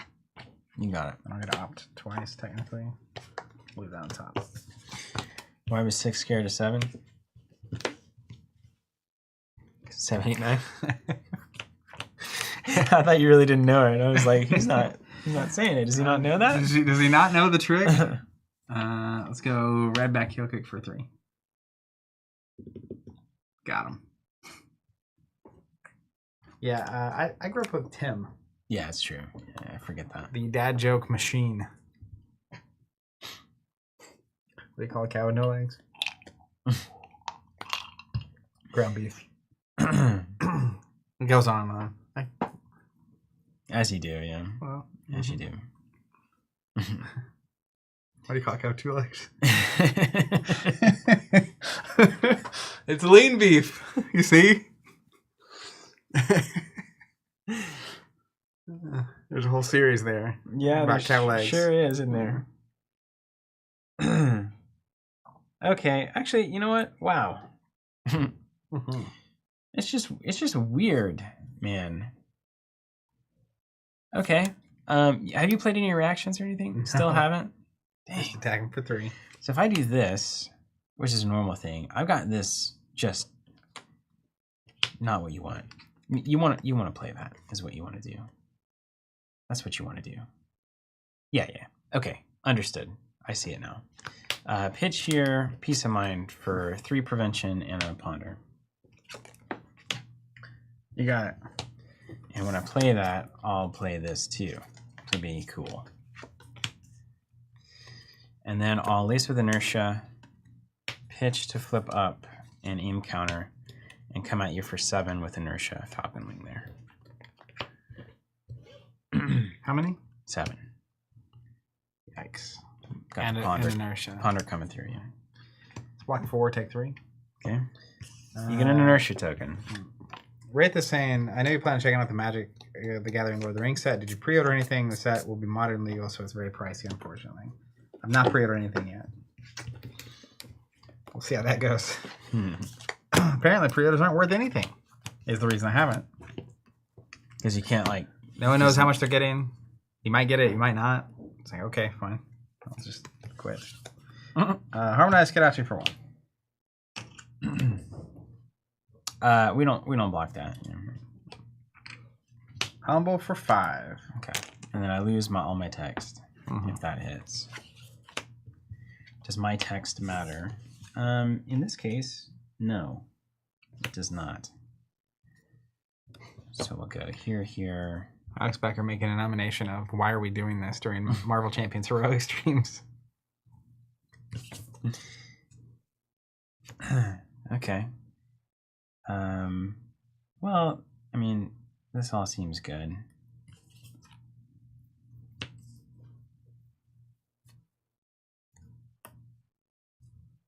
What's 3 damage worth? 3 damage versus an Arsenal card. Very similar. I kind of want a good tear here. I don't want to ruin it. Feeling good? Don't want to kill the vibe. I don't want to kill the vibe. I gotta remember I'm playing Ranger. It's true. No, yeah, because that equates to 4. I'll block 3 there, take 2, and blank myself. You got it. You're humbled. Ladies, blank yourselves. Scout, Lace, aim counter, shoot, Withering, coming at you for 5, 6, 7, 8, 9, 10, 11, Frailty, and the other one, Inertia. I guess Inertia just still doesn't matter because you keep playing poorly. That's right. But you got 11 damage coming at you. Inertia and Frailty. Block 6, take 5. You got it.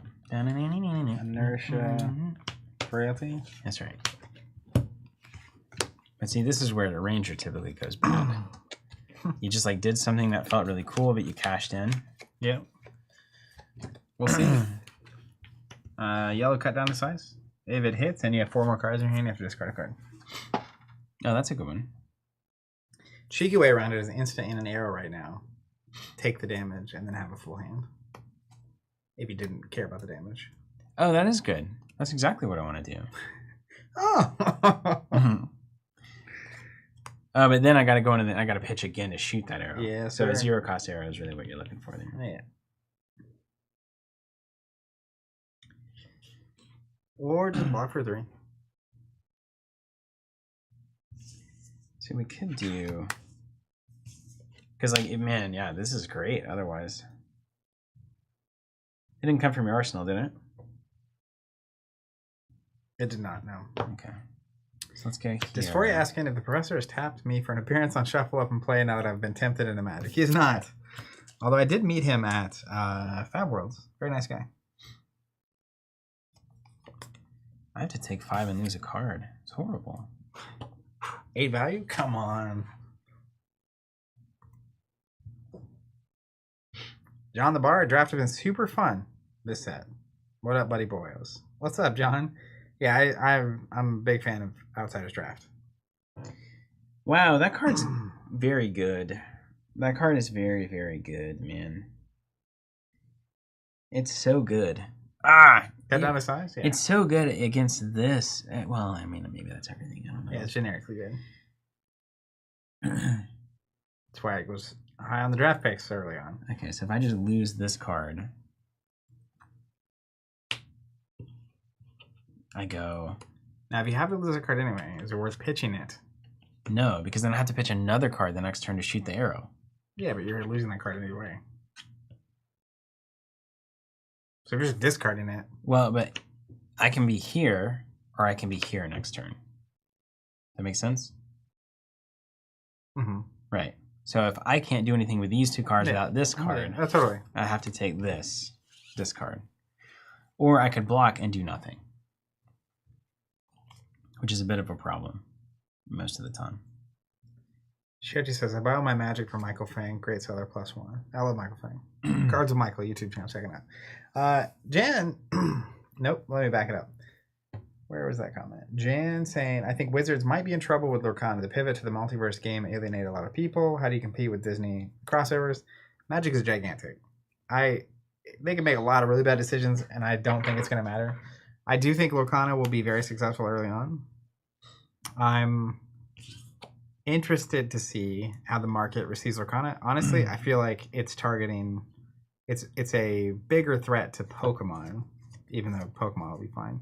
But it's a bigger threat to Pokemon in my mind than it is Magic. I could be wrong. I just can't imagine a lot of the entrenched Magic players being super hyped up on Disney. And the rules came out. I don't know if you saw it or not. Yeah, I don't know. All right, let's go here. Block 3. Take 2? Yeah. Okay. Then we'll play Lace with Blood Rot here. Pitch, aim, shoot. So it's 5 plus 3, so it's 8. If it hits, it's Inertia and Blood Rot. But the Inertia again won't matter. Block 8. Okay.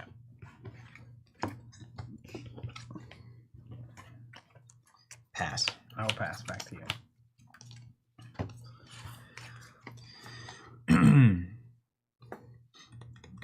Okay. Oh, we got an all arrow hand. I remember this. This is how that goes. Got it. Yeah, range of things. But one of the arrows is okay. I just block until I don't have to. But also, yeah, so now I'm not going to get a reload. Ooh, yeah, bad. Okay. Well, we'll just shoot the Frailty shot and feel good about it. Pitch this to put this here, Withering Shot. And then pitch this to shoot that Withering Shot for 5. 5 with a Frailty on the line. Black 6. All right. We've bought our hand back in. We are back in.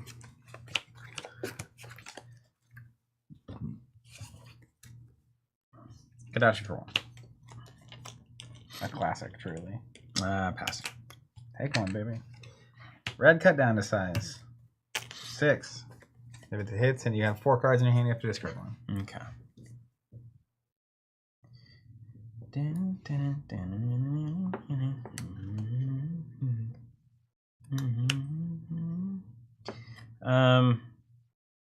I'll just block 3 with this trap out of hand and take 3. Yep. We're getting into danger zone. Both of us. This is what makes Fab great. This moment right here, minus the fact you can't block. Oh man, I love it. I love it. I love it. I love it. I love it. All right, so we don't want to aim counter this. So Falcon Wing coming at you for 3 with go again, straight out of the arsenal there. No block. All right, he's taking 3.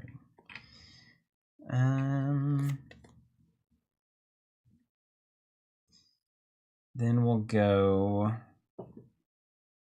Let's see what's better here for 2 cards. So you'll definitely do that.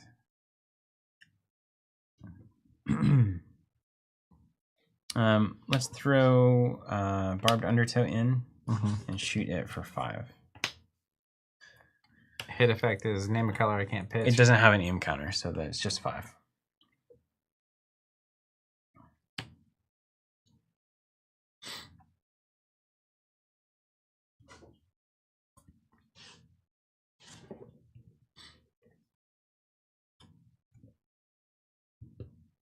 Block 6. You got it. Arsenal there.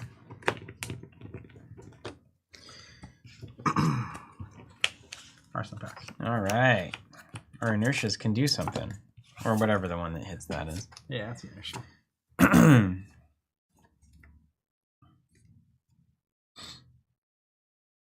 Okay.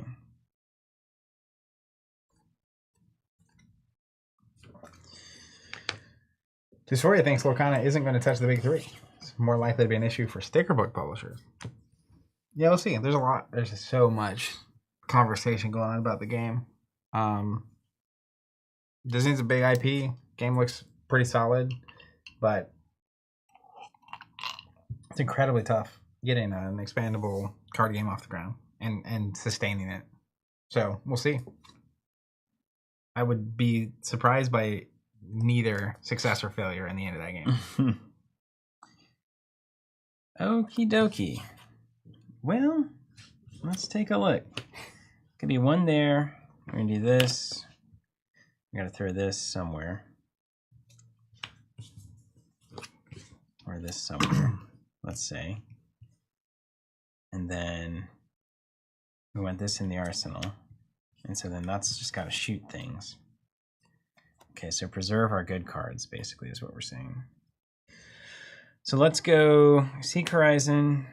And we're going to put this on top.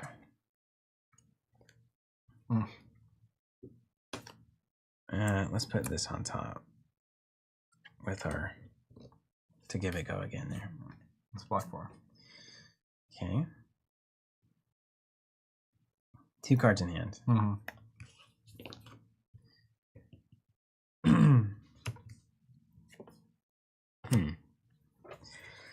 2 cards in hand. Interesting. So I send 4. You block. And that stays. That's actually really bad for me. Okay. Well, I guess that makes it different. Let's go Scout and then pitch for 7. If you block with 2 cards, if you don't block with 2 cards, it's 10. So Block 5, take 2 die. all right, You did it. there it is. Well, that's easy. Yeah, plus I only had 7 cards left. Yeah, So once you got me in that blocking pattern, yeah. You got it's take the tempo. I needed you to brick. I just needed to make sure my deck had only the best cards in it. Yeah, that makes sense. Because I was just swinging the goods The whole time. every time. Yeah. My opening hand had 4 non-go again cards in it. Nice. So it was like Kadachi swing, and then I never recovered from that. Kodachi swang. I needed to be coming at you. Can we get 2 more heroes on the table here for one more game? One more round here. So I mean, Riptide, it's feeling like you have to. That last turn was weird because I was planning on arsenaling the trap, thinking that you would probably go down to 1 or something, and then I'd have an easy kill. But once you block 2 on the first 4, it was like, if I swing Widowmaker here and then arsenal the trap, I'm just going to be sitting on the trap. It's going to be worthless. So that's what the quarter for, at least. Yeah, at least helps. But then just take it to 7. Hope you can't block more than 5. Okay. I'm gonna go. What's next? What matchups do you want to see? You want to play anything? We need to get an assassin on the table. You can play something if you're interested in it. Is there, Zelia, just keep the ranger thing going. Yeah, I mean that's here if you want it. 5 would be against 4. I don't want to play Benji again. Nobody wants that. Nobody wants that. I kind of like to play a Katsu deck. All right. It seems overwhelming. Like I've never really done it before. It's not that crazy. Here's Katsu. How about you do Katsu and I'll do whatever this assassin is. Arachne? Yeah. Wasn't there a really baller Arachne deck somewhere? 7 should maybe. This has Arachne on it. This has a Spider's Bite, so I think this was the undecided. And this was the Izuri deck. Neither of our Katsus or this is the only Katsu. But I don't remember them any being good. Particularly good. Yeah. Maybe not. Maybe though. It's 7, so I'll play 2 because that's what it's supposed to play against, hypothetically. Okay. And we'll just see. And that was the one that pivoted. Mm-hmm. All right, you get to play your pivot deck. That's fun. Let's see. Just before I say, Lorcana will be a gateway into other CCGs, if anything. Big enough for collectors that kids will be able to fund their buy-in for the big 3 by selling Lorcana cards. I don't know. I think there is a... Here's what I'll say. I think there's a severe undervaluing of Disney at large. Like Disney. And what kind of appeal that's going to have to people who have no interest in any of the other big 3 games. Have no interest in card games. And certainly have no interest in other card games that aren't Disney. Like none. So that's important to keep in mind. And then second, like... I agree with that. I think you also have to... If we know anything about the big 3...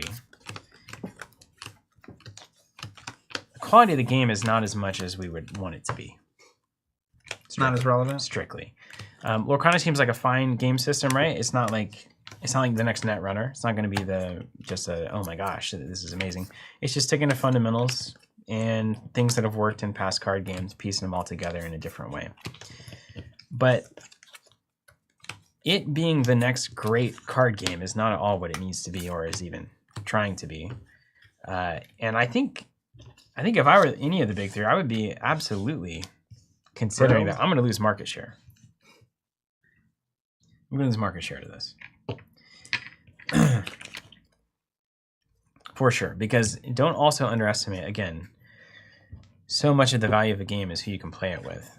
And if you've got 3/4 of your family or your friend group that is Disney fans and they can play Lorcana with you, or you can play with your one friend who's really into Yu-Gi-Oh! Yeah. I do think, like... Watch out. That's kind of what I was saying. I feel like, for me at least, the appeal would be having nieces and nephews that want to be into it, or having kids that are into it. Yeah. But I also can't see, and I don't think it's targeted for this. I think could be a lot of new people getting into card games because of this game. Yeah. Just generally, if it's at Target and at Walmart and like it's in that Pokemon space, Disney is going to have a certain appeal that even Pokemon wouldn't have because the adults might also be more into it.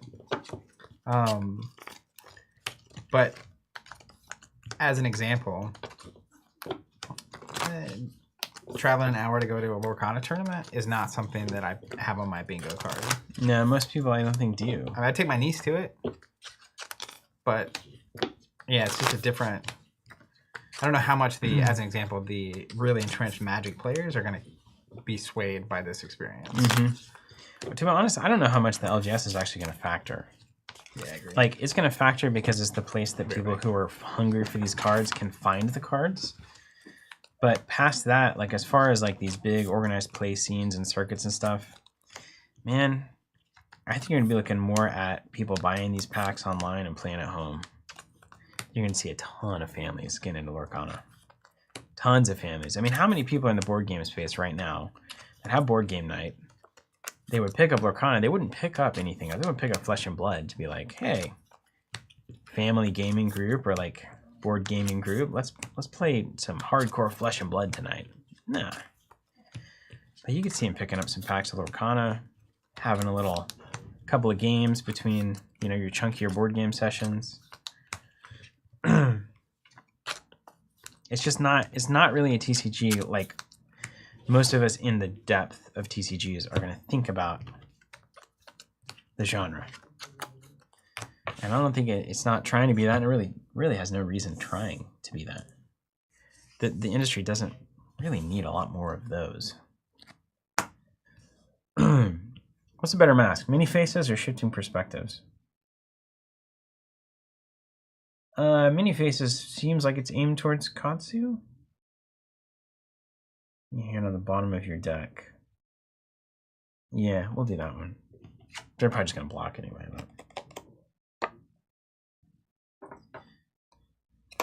Okay, this goes away over here,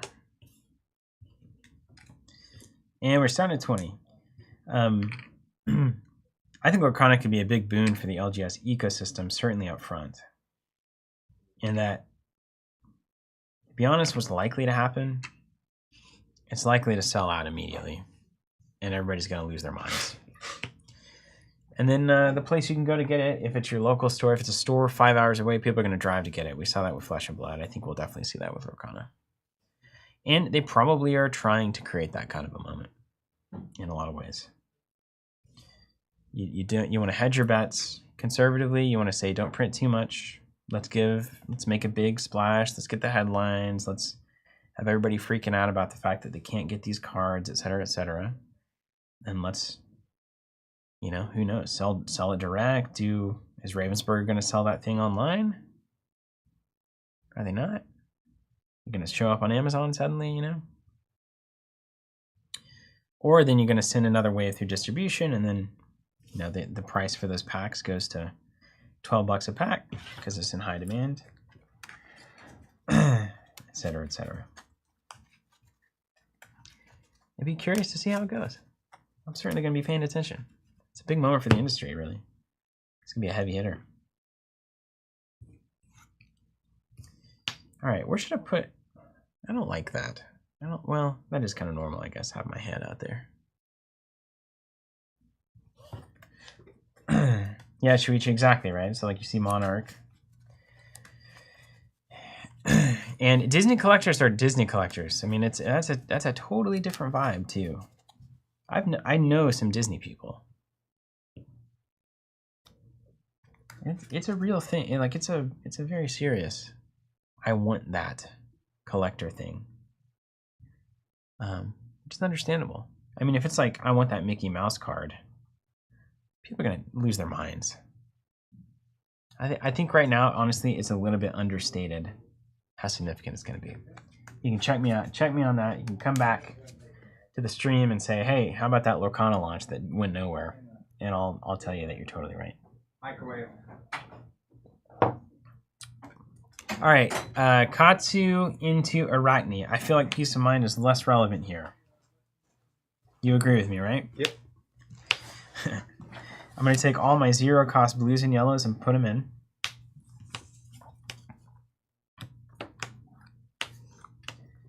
That's pretty good, actually. That head job's going to go in as well. What a mess, man. Just talking about Lorcana. Like, I think it's severely underappreciated right now how big of a deal it's going to be to the industry. I don't know, man.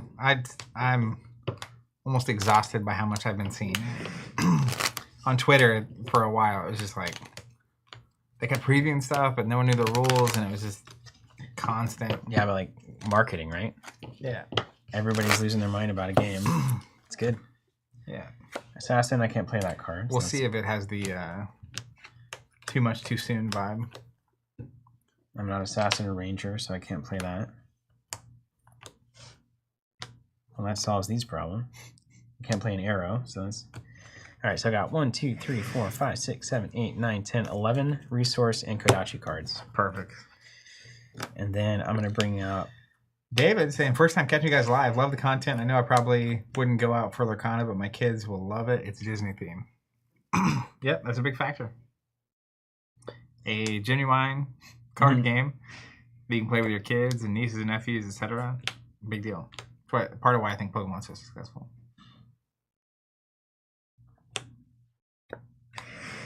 There's a lot of cards I don't want to play. That does happen. Yeah, it's kind of a problem. I'm gonna play all the cards I think are good. Blue Humble is actually pretty good, right? It's not bad. Not especially bad. Ninja, right? Because you can Kodachi for 1 and then send it, and no one must block it. Yeah. Blue block 3 is also on the table here for me. So I've got 11, 12, 13, 14, 15, 16, 17, 18, 19, 20, 22, 23, 24, 25, 26, 27, 28, 29, 30, I think. You like yellow? No, none of these freewheelings are worth anything, right? So like Kodachi freewheeling is not awful, but it's kind of stretching. Red Piece of Mind I don't need here, and then these are unplayable. So yeah, here we go. Let's go clean 30 and just see if it. I mean, is this the kind of thing that you think goes to fatigue? It's really hard to fatigue Ninja. Yeah, right, because the Kodachis are going. Yeah. I'm sad to say I actually need to run to the bathroom as well. That's right. We're here. We're just, we're live. This is the point of live stream, isn't it? Get the real deal. Can you shuffle those up a little bit for me? Yeah, I got you. Don't stack them, though, where I lose. That'd be funny. Put all your 0 costs on the bottom. Kodachi what? I don't know. I'm very long, like mid-pandemic was basically saying after the end of 2020 when Pokemon and Fab and Magic and stuff really popped off that I expected a lot of big IP TCGs to come down the pipe. And a lot of TCGs in general, and that's happening. There's tons of TCGs on Kickstarter, post-Kickstarter, etc. I think there's so much early energy and hype around Lorcana. It's going to be successful, at least on launch. I'm curious to see Lorcana in like 2 years and where it's at and how it's doing. I think it'll do well. It's Disney. It's got the mass market deals apparently. It's going to be hard for it to miss, especially if it's good at all. And it seems like from the early stuff I'm seeing that it's a pretty decent game. So I think it'll be successful, but it's really hard to become one of the top games. Like it's a significant amount of decline.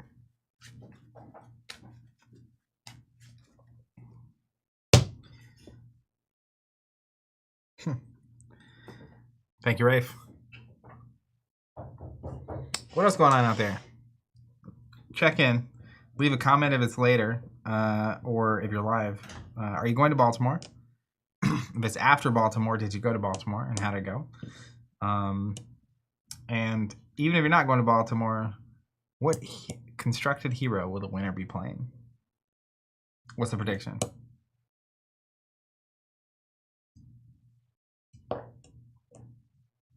Sitting with a double-decker comment. I can't wait for Steven to get the double-decker deck. That'll be a day. That'll be a party. Jan saying, I am going to Baltimore. Excellent. I'm looking forward to it. All right. Those big events are what is up? Nothing? Nothing. Jan predicting Kano. What's this? Someone already clipped it. Here's Steven's Lorcana prediction. Come back again and check an area. He's been marked. All right, awesome. Thank you, Steel Slime. Is it Steel's lime, like a lime belonging to steel? Or is it steel slime? Slime made of steel. Or is even it Steel S Lime? Steel S Lime. Famous newspaper publication or publicator. It's actually very funny. It's very funny. I appreciate that you Am I enjoy supposed to my go bad first or humor. second? That's why this works. I'm a Kodachi man, right? So like pitch, Kodachi. I'm going to go second guy in this match. All the time? Mm-hmm. There are hands that are really good going first either direction. Mm-hmm. But whoever's going second is the first one that gets to attack into a hand. Yeah. It's classic Fab. Yeah. Okay, I'll go second then. Carl saying, predicting old him, but hopes not. Alex Becker Sandroma is gonna win it, and a member of Team Eclipse is gonna take it. Is he Team Eclipse? I don't know. I can't see him. Is that a... Yeah, can I put my glasses on to look Eclipse at you? joke, you know what I mean? Are y'all going to wear like the glasses where you That would can't be see the great. cards at all? That would be awesome. All right, bring it on. Still slime saying like metal slimes from the old Dungeon Master game. Oh, cool. Got What's it. happening? I'm going second. So Okay. you got it. It's you.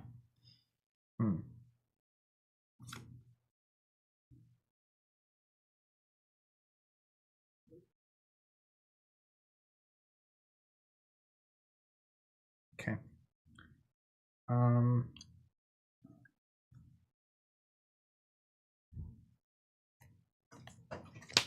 Let's go Spider's Bite for 1.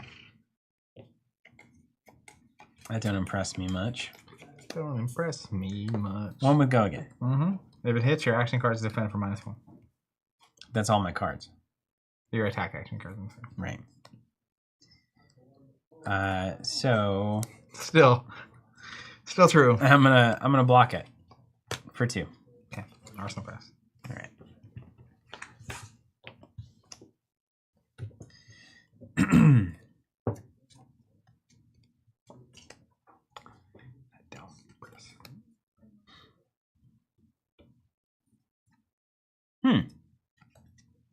Well, sir.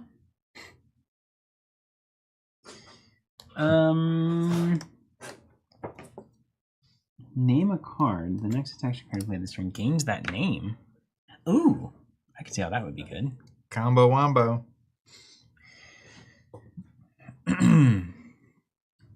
Okay. Well, Kadachi for 1. I'm a simple man. I love weapons. Why do I play Ranger? It's so stupid. But I played Ranger and Warrior's supposed to be all about weapons, except their weapons are the worst. That's the secret. That's the secret of the game. I don't know if their weapons are the worst. They're not Rosetta Thorn, I can tell you that. Well, what is? Okay, how about head leads the tail for 3. When it attacks, I'm going to name another card. I'm going to name Head Jab as a total bluff. No one believe you. Watch it. For 3? Yeah. I'm gonna block 3. All right. I'll play Head Jab for 4. See? He lied. He lied to me. Let's go. Take 4. Okay. Katsu triggers. Oh, right. And what does that mean? You can discard a card that costs 0 or less in your hand No, to not search gonna your do deck it. for a card with combo. I'm not going to do it. Great. It's just a spring load here. I forgot all about Katsu. It's a 5 coming at you. Oh. Well. Maybe there's a fun, like, cool way to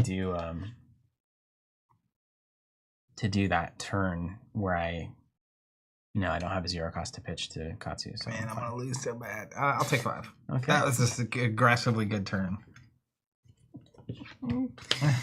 Yeah, it really was. Oh, It's like a constructed deck right there. yeah, if I'm at Pro Tour with this, I'm just like, all right, great. 0-1, let's go. Okay. Red Hurl for 3. If it hits, my next dagger is +1. Sitting, Q Flex save. That's a lot of damage. Okay. Let me get in my headspace here.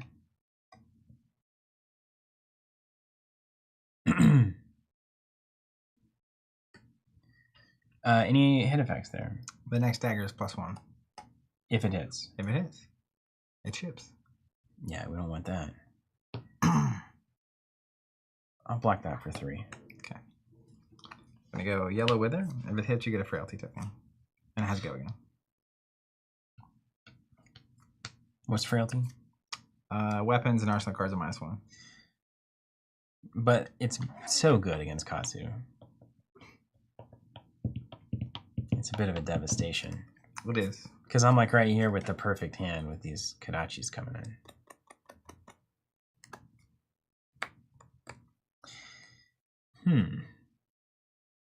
Oh, sorry, it's Hurl, not Punch, but same difference. Oh, and there's no hit effect. If you don't want to block that. Oh, I don't want to block Just 3. that. Take 3. Yeah, I'll take 3. Yeah, and then you got 2 coming at you with a hit effect. Well, that's easy. I'll just block it there. Yeah, it makes sense.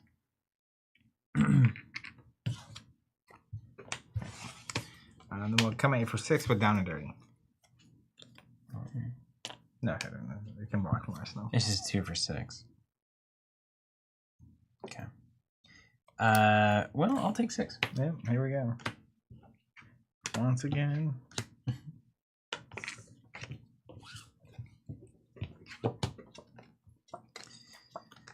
Okay. Let's pitch a blue. Swing Kodachi for 1. Take 1.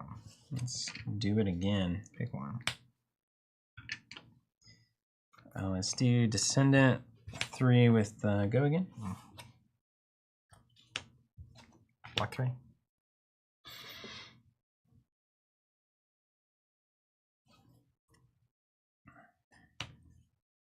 I just keep churning, or should I like take an Arsenal card? If that had hit, it would have been really good for me. Yep. It's like you played this before. Well, you can't let that hit. Yeah. You can go get whatever you want. You know what I mean? And that's bad for business.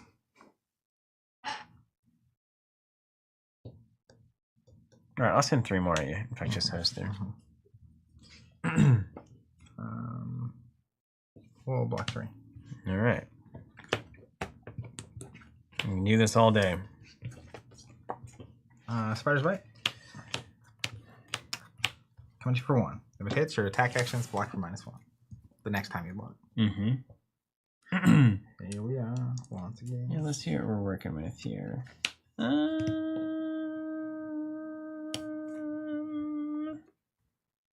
Here I go again on my own. Nailed it.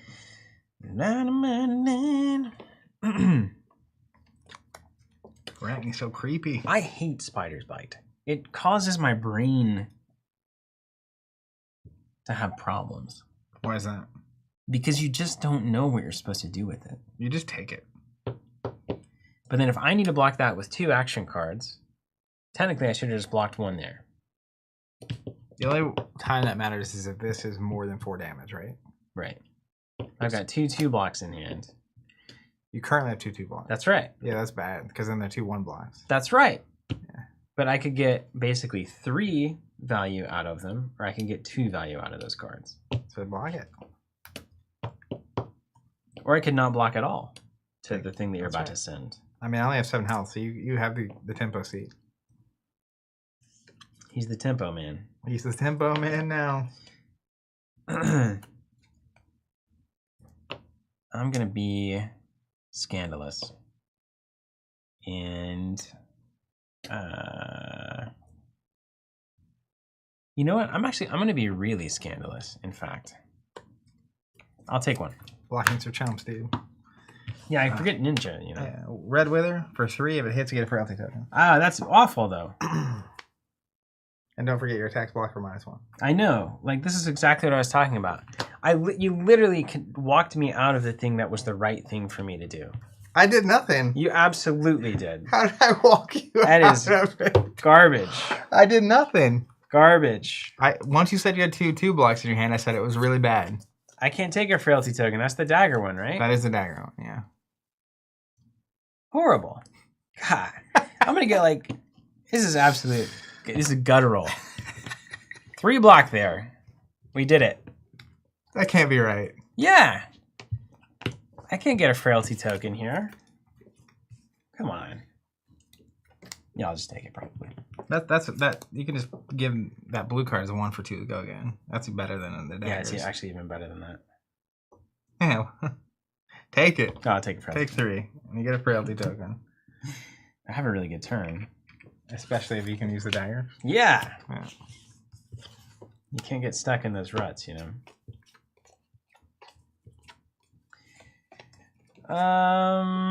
Let's do Ravenous Rabble for 2. For 1? It's yellow. Yeah, 1. Well, that's not enticing to block, is it? Block 1. I can't let you trigger Katsu this early. Oh, right. I forget that I have a hero ability. It's too complicated, so you just forget about it. I do. Let's swing Destructive Liberation Shoot for 3. Yeah, I'll block 3. Okay. Get this frailty out of here and put this in the arsenal. This is your moment, dude. You got a moment. Let's live it. Spider's Bite for 1. Again. We back. Yeah, we're tied now too. This could be tasty. I really do hate it. I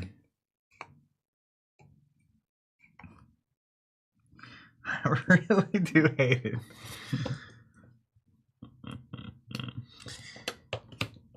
All right. Hold on. We got some stuff going on here.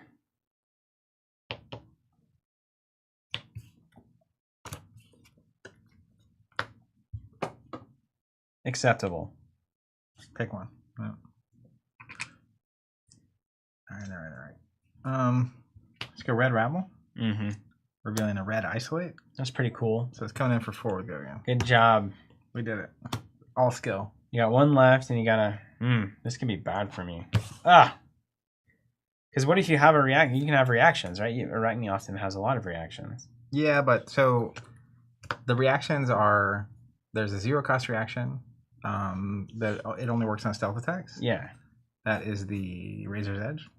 There's a 1-cost reaction called Short and Sharp, but it only works on attacks that have a base of 2 or less or daggers. So I don't think there are any reactions that can pump Ravenous Rabble. Right. But that next card, you can't. Okay. But can you pump daggers? You can. But you can't swing the dagger. That's right. It's 2. Ergo, I'm not blocking that. Go to 2. Okay.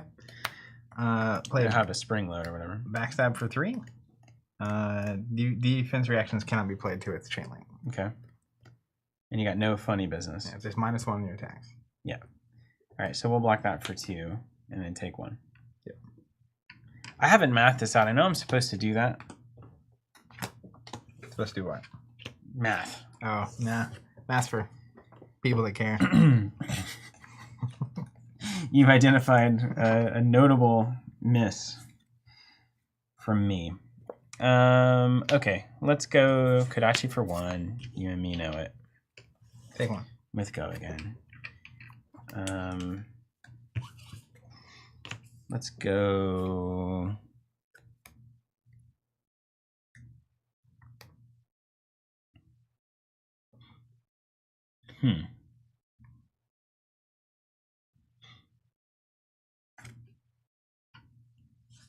I'm sure there's some weird ninja sequencing you can get into, you know?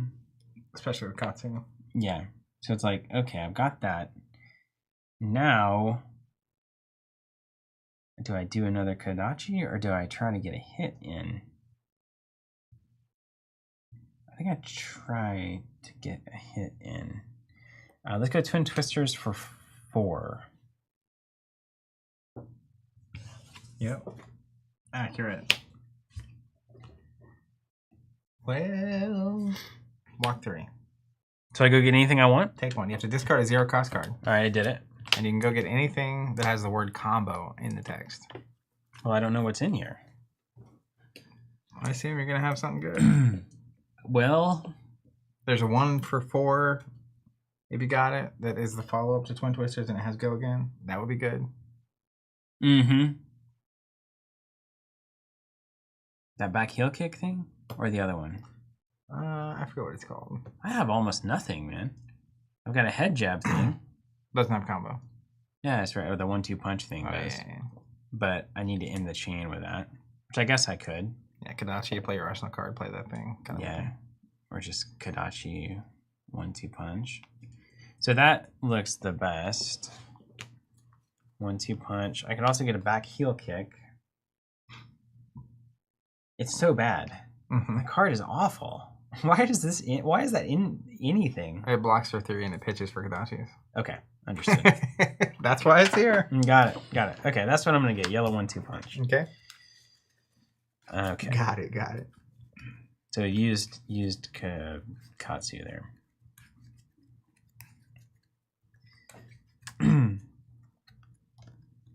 Okay, and I've got to use mask before I.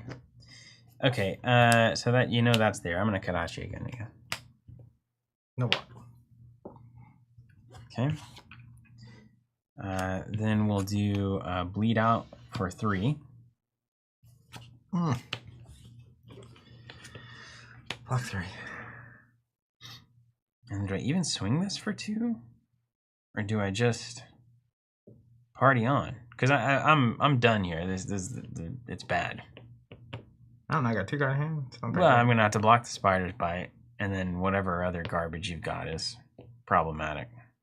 Truth. I could draw a head jab, and this 1-2 punch would be a lot better. I mean, what's taking you to 2, though? Taking you to 2, though, puts you on Kadachi Town. Yeah, okay. We'll put you on Kadachi Patrol. 1-2 punch for 2. I'll take 2. If I even get a Kadachi moment. You probably will.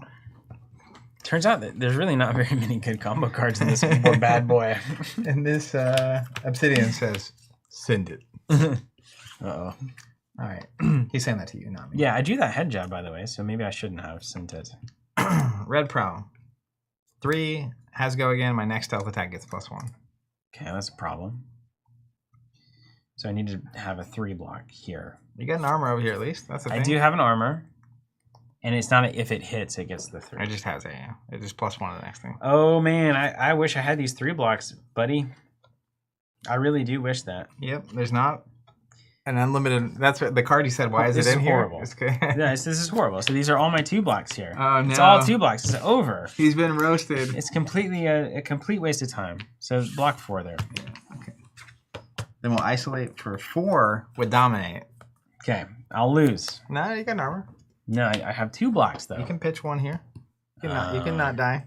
Okay. Which in this Kadachi town, you're in an okay spot. All right, 2, 3, Seeker's Mix. He's wiggling. Opts this to the bottom. He's a wiggling. But like, there's no way where this works out. I mean, we can keep playing the game. That's what you want. I think we should. Okay. You never know, man. It's probably over, but you never know. You never know. You never know. All right, that's Spider's Bite for 1. Let's get that card out of there. Oh, right. Okay, we blocked 2 there. All right, Spider's Bite for 1. Cool. You get the idea. We block 2 there. Feisty Vocals for 3. If you block it with an action card, it gets +2. Okay, so both of these gotta go. There you go. You got them both. All right, there's no pass. It's so easy for me to brick here. Is it really? So, but you always have go again, right? On the daggers. So like I'm at 5 cards in deck. Yeah. So just keep me blocking and I'm over. Fatigue. Dagger for 1. Yeah. 2 block. Let's go here.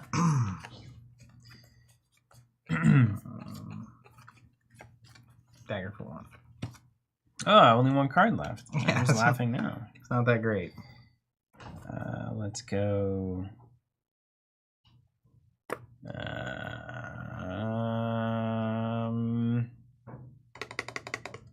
Most threatening thing is actually this.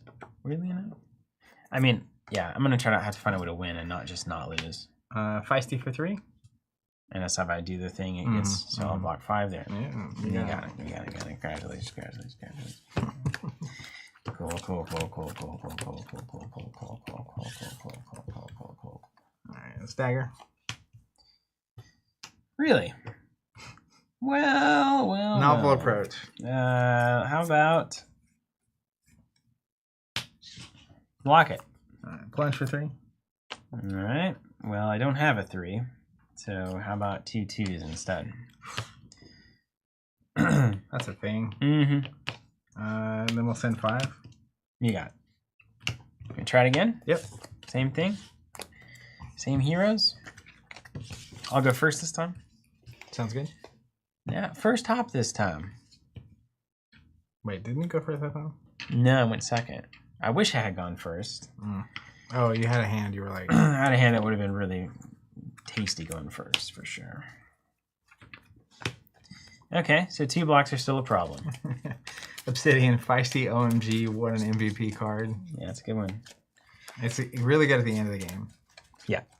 Where they have to block, and then they have to block 2 cards, basically. It's really annoying. Mm-hmm. Yeah, I really... You look back on those games, and you're like, I should have just been more conservative. I wasn't... See, and this is too easy to do with Ninja. is like you can do a lot of things, but it's not better a lot of times than doing the one thing. Like just send the one attack rather than 3, and you could just block with those. Wait for your big hands. And just like at the end of the day, you could block 3 and Kodachi twice. And forever. Do all right. Yeah, I think that's you start learning that as you play, where like the maximum action usage / damage hand is not always the best. Because you went to your cycle too. So like if you'd had health and then you get to your second cycle and you set up a cycle that's like actually very strong. Katsu has a problem setting up these cycles though, because A, you shuffle the deck, and then B, you're pitching zeros for Kodachis all the time. Yeah. So it's a lot of times taters down there. The taters, indeed. Who did we say was first here? I'm going first this time. Right. Ding, ding, ding, ding. This is for you. How to get out of Kodachi territory. Do not let them swing. It's that easy.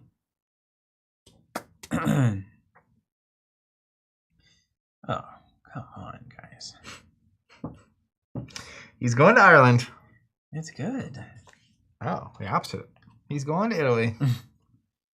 It's good, but like, you're just kind of worried about it because it's the first turn. Now let's start where I know I want to start here. Let's swing a Kodachi for one. Take one. See, like that's reasonable already. Yeah. So the first Kodachi, I feel like you take because you got 3 cards left, right? So what you could do with 3 cards if I block 1 here is way worse to me than 1 damage from Kodachi. It's Kodachi again. Yeah. Why? Okay. And then let's pitch Wreak Havoc for 5. Block 6. Get some good cards down there. And then I'll arsenal that bad boy.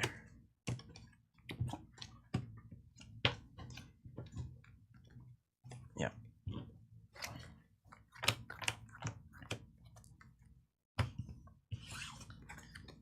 Spider's Bite? It's just a little, it's a little, little woo. Little whoa.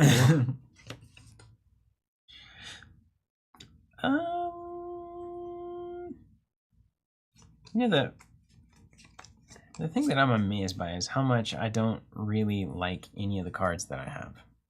Well, and I do feel like that's my fault. Like when you drafted? Yes. And you picked every card that you have in your set? That is exactly what I'm saying. Thank you. Interesting. Okay, I followed. It took me a second. Yeah. I had to apply myself.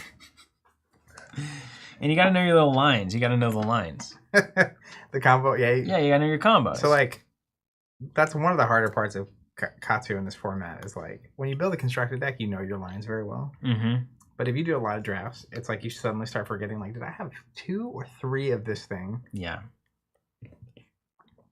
Yeah, okay. So, and I don't think I have any of those wave cards. The Gust, Descendant. Gust Wave? No, I haven't. I think I had a couple of them. You probably don't have a lot of... Well, maybe. Okay, and then I need to think about Go Again as well. Okay, understood. So, I just like to block these with my little 2 weenies. Yeah, I think that's fine. It's a fine attitude. Backstab for 3. No D-Rags.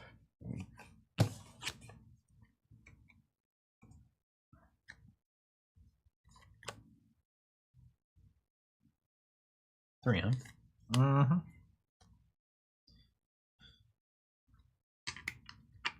Oh, thanks. Well, I like it, Thanks. And you got 2 cards in the hand there? Yep. That boy's got Go Again. So you're about to do something crazy. I don't know. Maybe. Take 3. Yeah. A Wither for 2. But hit you get a frailty token. Wither or Wather. And that does not have Go Again. Nope.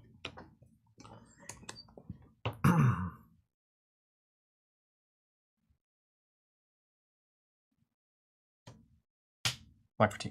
Ooh, hold on. You got a thing? What do you have? What do I need to know? Knives? Oh, come on. Tell me what that is then. Once per turn, attack reaction, 0 cost. Target dagger you control that is not on the active chain link deals 1 damage to target hero. If damage is dealt this way, the dagger has hit. Destroy the dagger. So I can technically destroy this dagger. All right. To do 1 and then also get the hit effect. So then your attack's blocked for -1, and then you take 1 from Wither and get the token. It's gotta be this one, right? It's not on the chain. The active chain link. Oh, okay. But you can't. I guess it doesn't matter. I think it has to be on the chain to target it. Okay. Because it says target dagger and you control that isn't the active chain link. Don't you control this that isn't an active chain link? I'm not certain you can target this. Really? Well, that would be some weird fab rules that I would have no idea they existed. I don't know why it's that way. Rules sheet. I agree. This is not my forte. Either way, I have one of both, so it doesn't really matter. Oh, sure. Do it then, man. You can. Okay. Yeah, I'll blow up this dagger to do damage to you. Okay. And then this is now blocking for -1. That's right. So this does damage to you. That's right. And you get a frailty token. That's great. From yours truly. But I'm down a dagger. How about that? You love to see it. You love to see it.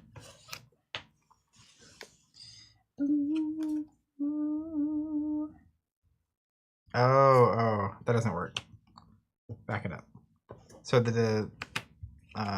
get your health back, get your token, you block it, it's fine. Don't you play this game? So the way this reads is when you defend. So you can't do it after you've defended, it would be the next time. Yeah. But you would still do 1 and give me a frailty. No, because this is still blocking for 2. So then the attack doesn't hit. But doesn't Flick Knives say it does hit? It makes the dagger hit. Which would give me not the frailty. Okay. It would hit and the effect would apply, but you've already blocked with this, so this only applies. Right, it doesn't make that thing hit. Understood. Yeah. Okay, that's where the frailty was coming from. Yeah, so gain your life, get rid of your frailty. All right, frailty's gone. Okay, well, pitch a card, Kodachi for 1. Yeah, take 1. And then Kodachi for 1 more. Take 1. And then Stu just head leads the tail for 3. Go again. And I'm going to declare, I don't want to look at it and tell you. The one that gives me the, it's free if I've hit with 2 daggers. All right. Bleed out. Block 3. All right. I'll pass. So, yeah. Dysphoria in quotes. Don't you play this game? He says, I miss hearing this sass every Wednesday. Wither for 3. If it hits, you get a frailty token. Okay, hold on. I think I have something important. I do have something important. I get a frailty? Why? If it hits. Well, but it's going to. I think I need every one of these cards. That's the problem. Why would they do it like this, where I have to... Oh, I need to read the text. Oh my gosh. Not the sacred texts. Hold on a second. You've seen the light. Okay, hold on. I can see the enlightenment happening before my eyes. Hold on a second. I'm holding. Okay. So this... Play me that lobby music. Is all of that.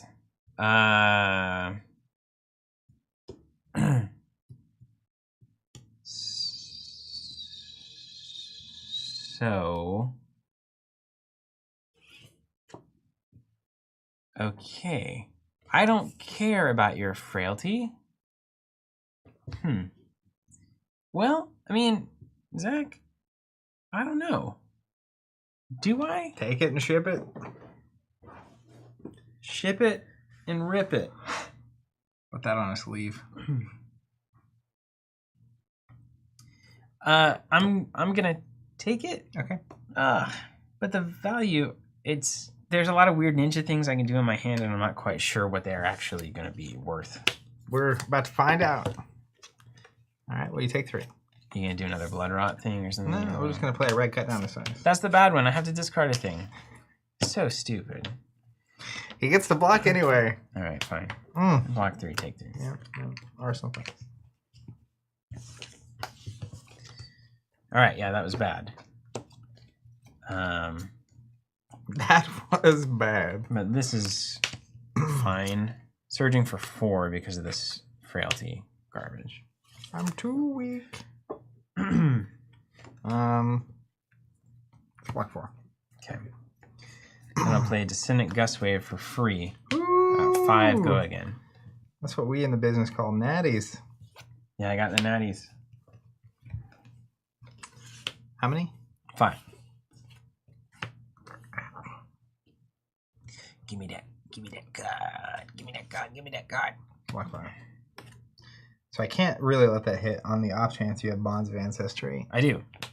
Oh, you had it in hand. Last attack this combat chain, it costs 2 less, has go again, and when it attacks, I can banish a card with combo from my graveyard and search my deck, but I don't have a card with combo. I do, right? You sure do. Back heel kick. You might have multiple. The same name, banish it, then shuffle.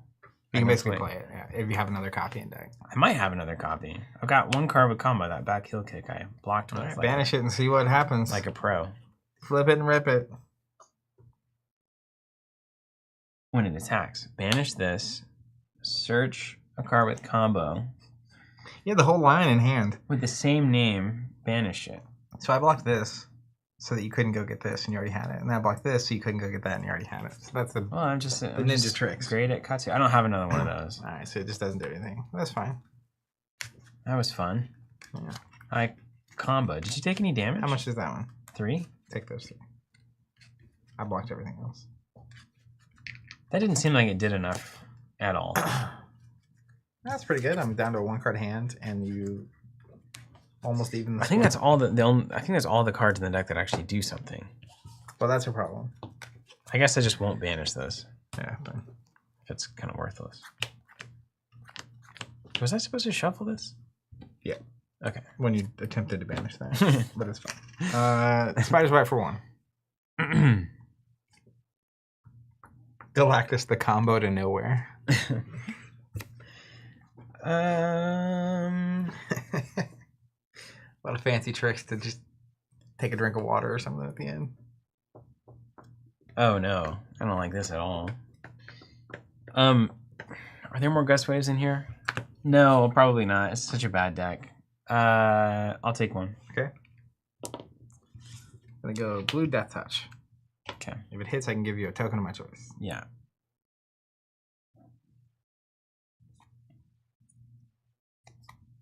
Okay.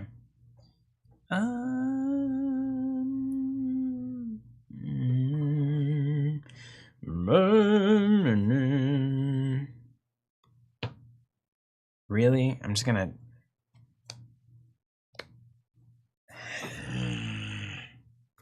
You annoy me to no end. I can't express it adequately. Me? Yes. Little old me?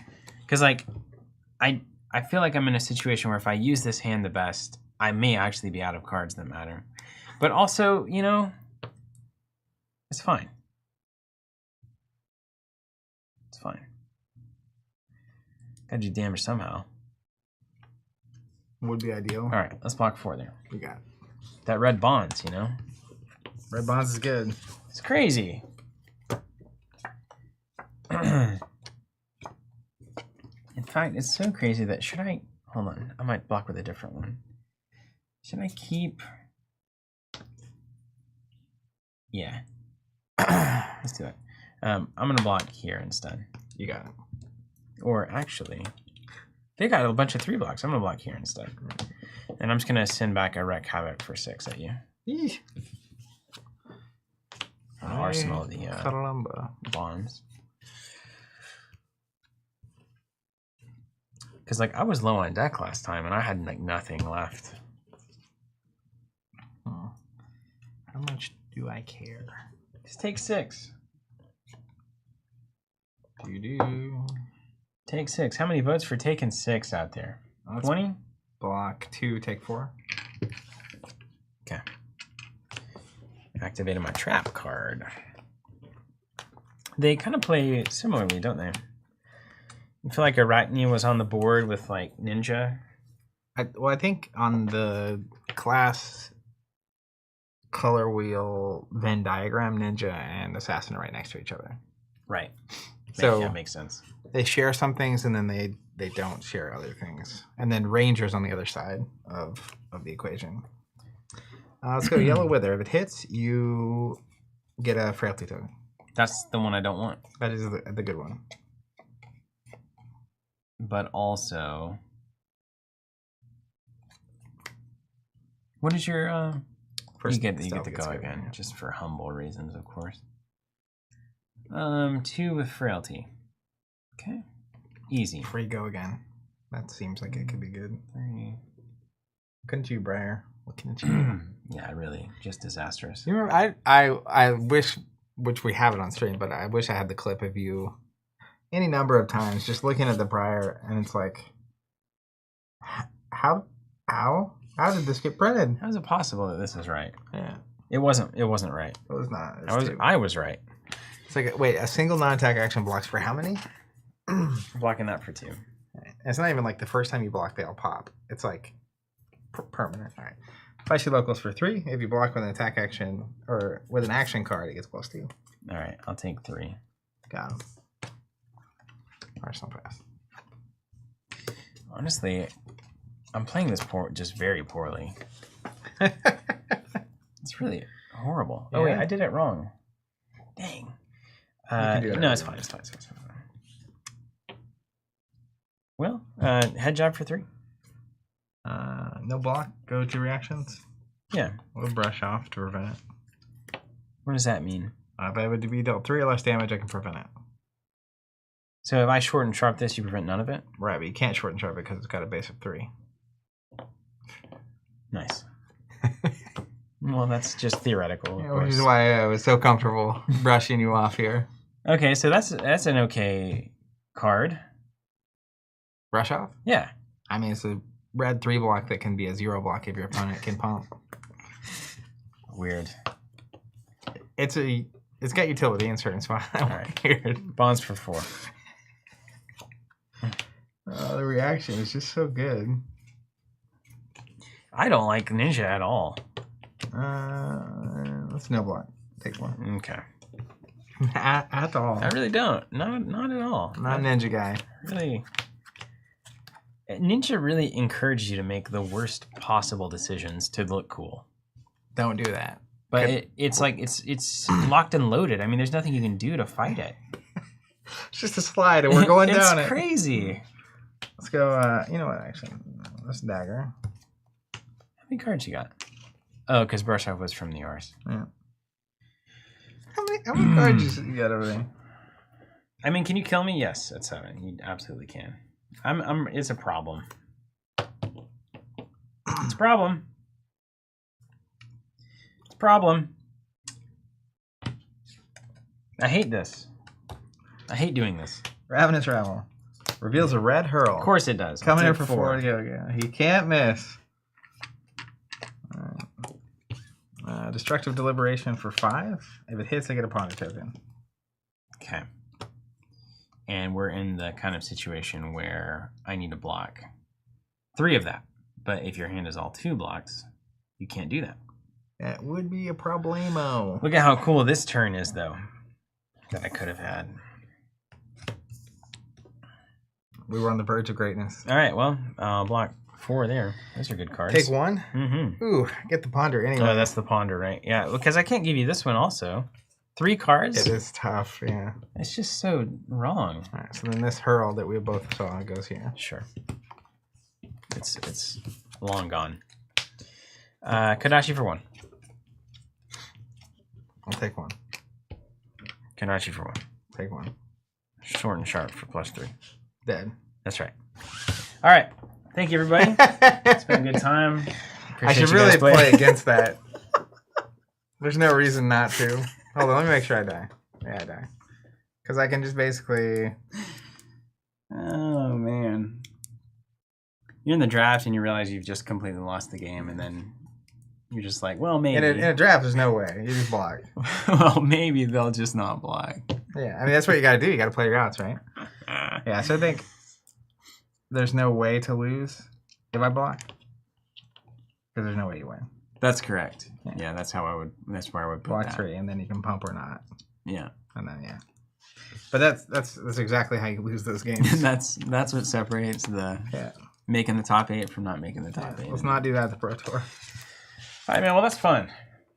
This format's good. It's good, right? It's good. It's more of a, you feel like you're down in the weeds with it. Yeah. It's just scrummy, which is how the Outsiders should feel, right? Like. Yeah. And honestly, it's I would say scrummy is the best of Fab. What's funny, they've really, it's impressive. Because when we were playing Monarch, it wasn't scrummy, but it was scrummy Fab. But it felt different. There's a lot of pumps going on. There was, you were giving your axes +1, and Bolton was using the soul. You had these angels everywhere, blocking with 6s. I think Monarch, there were more 3 blocks, but you could also more routinely use a full hand. Yeah. But it was that similar, it depended on the match, but in most matches, if you just blocked out, you could buy yourself turns. Mm-hmm. And you could beat Levia. You block and you wait until you have a hand it's classic Fab. Taking damage that's worth taking to send back actually an optimal hand. That feels a little bit like here, where just sending the best hand you can every time is not the approach. Mm-hmm. Actually, I like a game with more 3 blocks. I feel like you really have the agency to decide how you want. Basically, you're in charge of the risk. If I have a handful of 2 blocks, it's more like, this is just a non-blocking hand. I mean, I really can't do anything with this. When you have cards in your hand that are equally good on defense and offense, I think it gets really interesting, where it's like, oh, well, now I have to decide, is this the moment to go for it or not? Yeah. I do think in this set, like, there's a fair number of 3 blocks, but you kind of have to prioritize that if that's how you want to play. Mm-hmm. And if you're going to prioritize that, you still need the things you're doing. Because the health is a resource. So the blocking buys you time. So that later, when I just send damage, you can take it. Yeah. To then send worse than damage. Damage with hit effects, with surprises, and all that kind of stuff. It's classic Fab, some would say. Yeah, but then in the draft, having to choose between the powerful cards that block 2 and the defensive cards that block, like, it's not so prevalent that everything you draft is, or 80% of what you draft is just going to be 3 block. Mm-hmm. But if you wanted to draft a ninja deck that has 23 blocks in it, you probably can. Dang. And then maybe I should. And that's an archetype, right? Which is like, I'm going to block a lot, and then I'm like Kadachi while I'm pitch decking to set up the turn. The finisher. So, like, there's some really sick turns you can set up, too. 6 heroes seems like a real success. It's so good. It's so much better. It's like a real success. Yeah, and even, you saw me playing Benji, there's a lot of cards he uses that Katsu doesn't like at all. Mm-hmm. Like, Yellow Deadly Duo is kind of a 1 for 5 in Benji, and it's just really bad in Katsu. Yeah. So there's that layer, too, which is understanding which ninja cards are likely to come back around if they're on Katsu Ninja. Yeah. Because sometimes you can, like, wheel a Deadly Duo if there's not another Benji at the table. Mm-hmm. But then Katsu can still play the card. So, like, it's a playable that you could pick up. But it's like, if there's also in that pack, if you think for the next 5 picks, there's going to be a 0-cost blue around, he's probably, like, he's looking at that over the Deadly Duo. Is even a blue Deadly 1? Duo. Yeah. Yeah. So there like, you go, yeah. And, like, the blue of Deadly Duo is the same thing. Like, they can't block it in Benji. So it's really kind of like a 1 for 4 in Benji. Yeah. Weirdly. Anyways, there's a lot of that kind of layer of stuff, though, right? Even once you were pretty sure what class and hero you're on, you'll have these moments where it's like, well, technically this card's better for me, but also if I don't pick it, will it actually come back around to me? Because it's totally can't. Like, if you're on Uzuri and you're the only Uzuri in the pool, there are cards that if you don't pick them, might come 2 cards left in the pack might come back to you. Yeah, it's crazy. And then you feel great. Then you're like on top of the world. But that's where, like, you feel like there's so much more decision making inside the draft than there was last time. And then on top of it, the games feel like there's more decision making there too. So you just feel more like you have more agency on both sides of the fence, which is really good. Very well done. That's really good. All right, everybody. Hey, thanks for watching. Thanks for joining us. Of course, we've got subscriptions going to fire for, what's the next set? Dusk Till Dawn? Dusk Till Dawn. So that'll be Shadow and Light. About 4 weeks before. Now, we are exploring sealed case delivery. Sealed case shipment. So if that's a sticking point for you, you should know that we're, like, kind of actively in that direction now. We're going to be testing it out on the Dusk Till Dawn subscription process this time around. and actively be looking to send all sealed cases to everybody who has those kinds of quantities. Assuming that works, which we have a pretty high level of confidence that it will, we can essentially guarantee that moving forward for Flesh and Blood and games like Sorcery. That's what we're looking to do. So we're trying to improve that. And of course, you get an exclusive promo with those subscription shipments. Last one was Peace of Mind, which actually turns out to be a fantastically playable card. Yep, and it is in some of the best it's gorgeous right now. Absolutely that gorgeous. alt art. Also, if you're going to be in Baltimore, feel free to say hi. I'll be there, having a good time. And if you ever run to us at an event, some people have said later that they felt nervous to say anything, but please do say hi. It's great hearing from people out there and actually putting faces to screen names. And man, shout out to the Legend Story design team on this. This is so next set is Dust Till Dawn, and it is supplemental, which means it's not draft or sealable. But I'll see you in the next set. But it is Light and Shadow, so two of your favorite heroes are going to get a lot of cards. Yeah, there it is. But it is supposed to be, from everything we know so far, after that we should get one more set this year that is a limited set. Cool. And then in 2024 there's supposed to be 3 limited sets a year. Are they going 3 and then 1 supplemental? Uh-huh. They're going to try to do 4 a year? Yeah. There they go. Yeah, which honestly I think is correct. Is there like, how's organized play feeling? Is there like growth happening? What's the general sense in the Fab community right now? What's the temperature? So the every sign that I get from the like community gameplay side, and then also even the like collector / investor / not even investor, just the monetary side of the game, which is really more collector than anything, is stability and growth. Yeah. So the aftermarket prices on cards are going up. Like the sales are, and I say that less because it's like, price and sales are happening, and more people are buying the cards. Right. So demand is there, which is a good track of player interest. Yeah. And I think the game is in limited is just such a big deal. Honestly, I think for player interest and growth, and like, I know people that only stick around, like kind of like you, but not even you. That sort of just play limited, and that's their focus. And so last year we had 1 limited set, and it was a format that was not super favorite, or like wasn't people's favorite over time. And so I think that was a huge, beyond just the cooling off of Fab and Fab 2.0 and the stability phase entering, I think that really affected overall player engagement and growth over time. So 3 limited sets a year I think is correct, but also I totally get in playing more of it.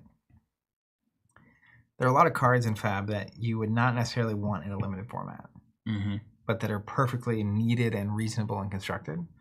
So having sets where you can, it's not even just like in Monarch, that Dread Scythe as an example. Yeah. It's like it's actually under the curve and constructed. And in limited it was like, I'm a god. Yeah. When I have this card. So good. Anyways. So you think supplement is worth having, but 3 to 1 seems like an incredible balance. But it's not worth having at the expense of not having a fresh limited format every 4 months. Well, I mean, my hot take, honestly, is that I think limited Fab is about the only way you can play this game casually. Yeah, presently. I mean, really, like, I was doing a ton of research this weekend when I was under the weather at home, and I was looking at all the most popular, like, tabletop channels and live streams and these kinds of things. I ended up watching a decent amount of Magic. Okay. Because of that, because you watch the Command Zone. That's a lot of the content. A lot of the Commander games are like really the biggest games on YouTube, and casual Commander works because Magic as a system can create absolute insanity on the board based on this weird bunch of cards that you combo together to create 17 different triggers. We played those kinds of games, right? Yeah. You're building a board, and then that board is an engine and a machine that then does something insane that you like to see happen. There's nothing like that in Flesh and Blood, right? It is very much a down-the-line kind of algorithmic dueling game. And so if you want to play it casually, what that generally looks like is you're using worse cards and making it as efficient as possible with the worst cards that you have access to. But you're still going to streamline it towards doing the most amount of damage every single turn. You're not going to build these weird machines and these crazy Rube Goldberg things that are going to make everybody at the table go crazy. So it's just not a game suited for casual play. I think PvE is the answer to like that pie. I think limited is the answer to people like me who actually enjoy a less casual, in the sense that we don't want to spend all of our time training and working up to the Pro Tour and that kind of thing. Like less, it's more hobby than lifestyle. Exactly. So some people, like I'm in the Fab lifestyle. Go to the events, play the tournaments, play every day, that kind of thing. Like community. Yeah, but and that's why casual competitive is such a bad definition. But you hit on something here that I think is really important. There's also the like hobby versus lifestyle paradigm, and people that don't have the time or energy or interest to do lifestyle, but want the intensity and seriousness of what the Fab experience can be. Which is, I think that's all it is. Yeah. That's the only Fab experience there is. Yeah.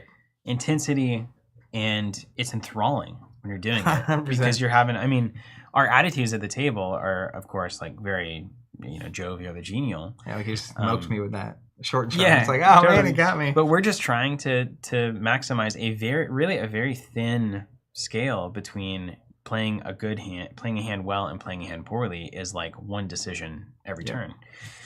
So it's a very visceral game, and I think you have to play it kind of very viscerally, both casually in the limited side and then also viscerally, of course, in the competitive side.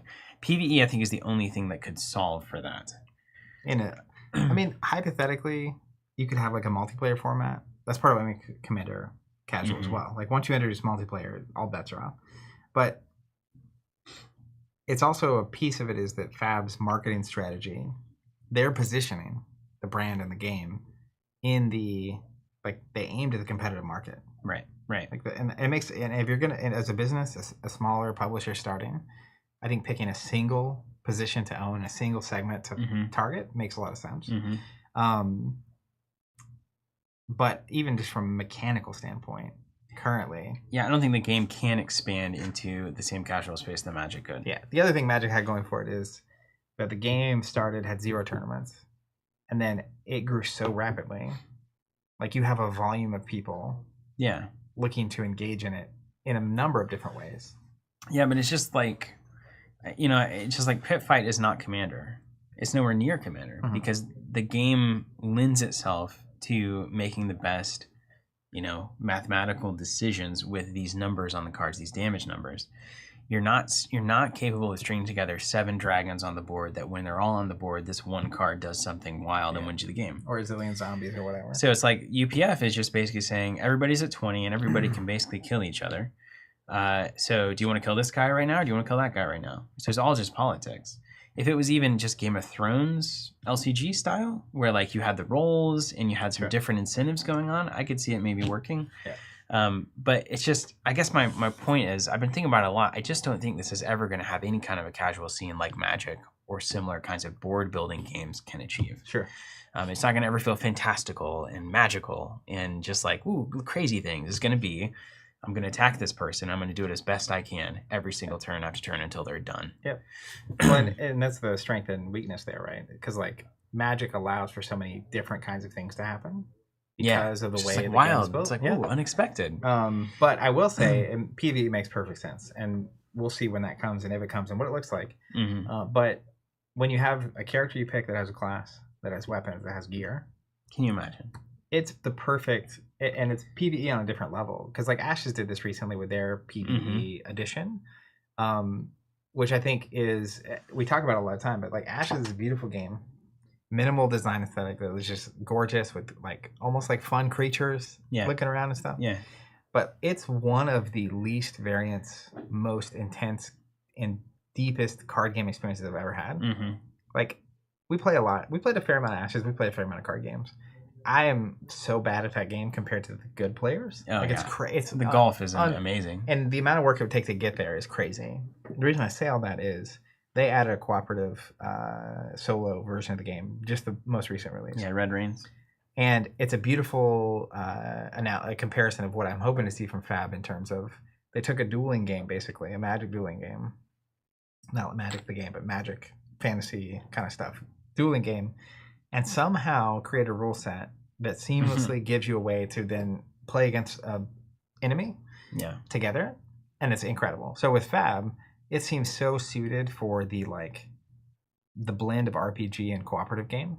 You could almost see like there is a game master and there is 100%. a scenario happening. You can totally have someone sitting on the other side being the... And rather than a character sheet, I've got a deck here, and then the GM can hand out items and stuff too. It's like it could be insane. Complete a quest, you get a special sword or a special gear piece, and you do a story. So I'm very curious to see where they take it, but the Arkham gets very close. It's the closest card game I've played that feels like an RPG. Yeah, definitely. And so I feel like Fab could actually do that on a very profound level, like even more so to me. It's like set up to be.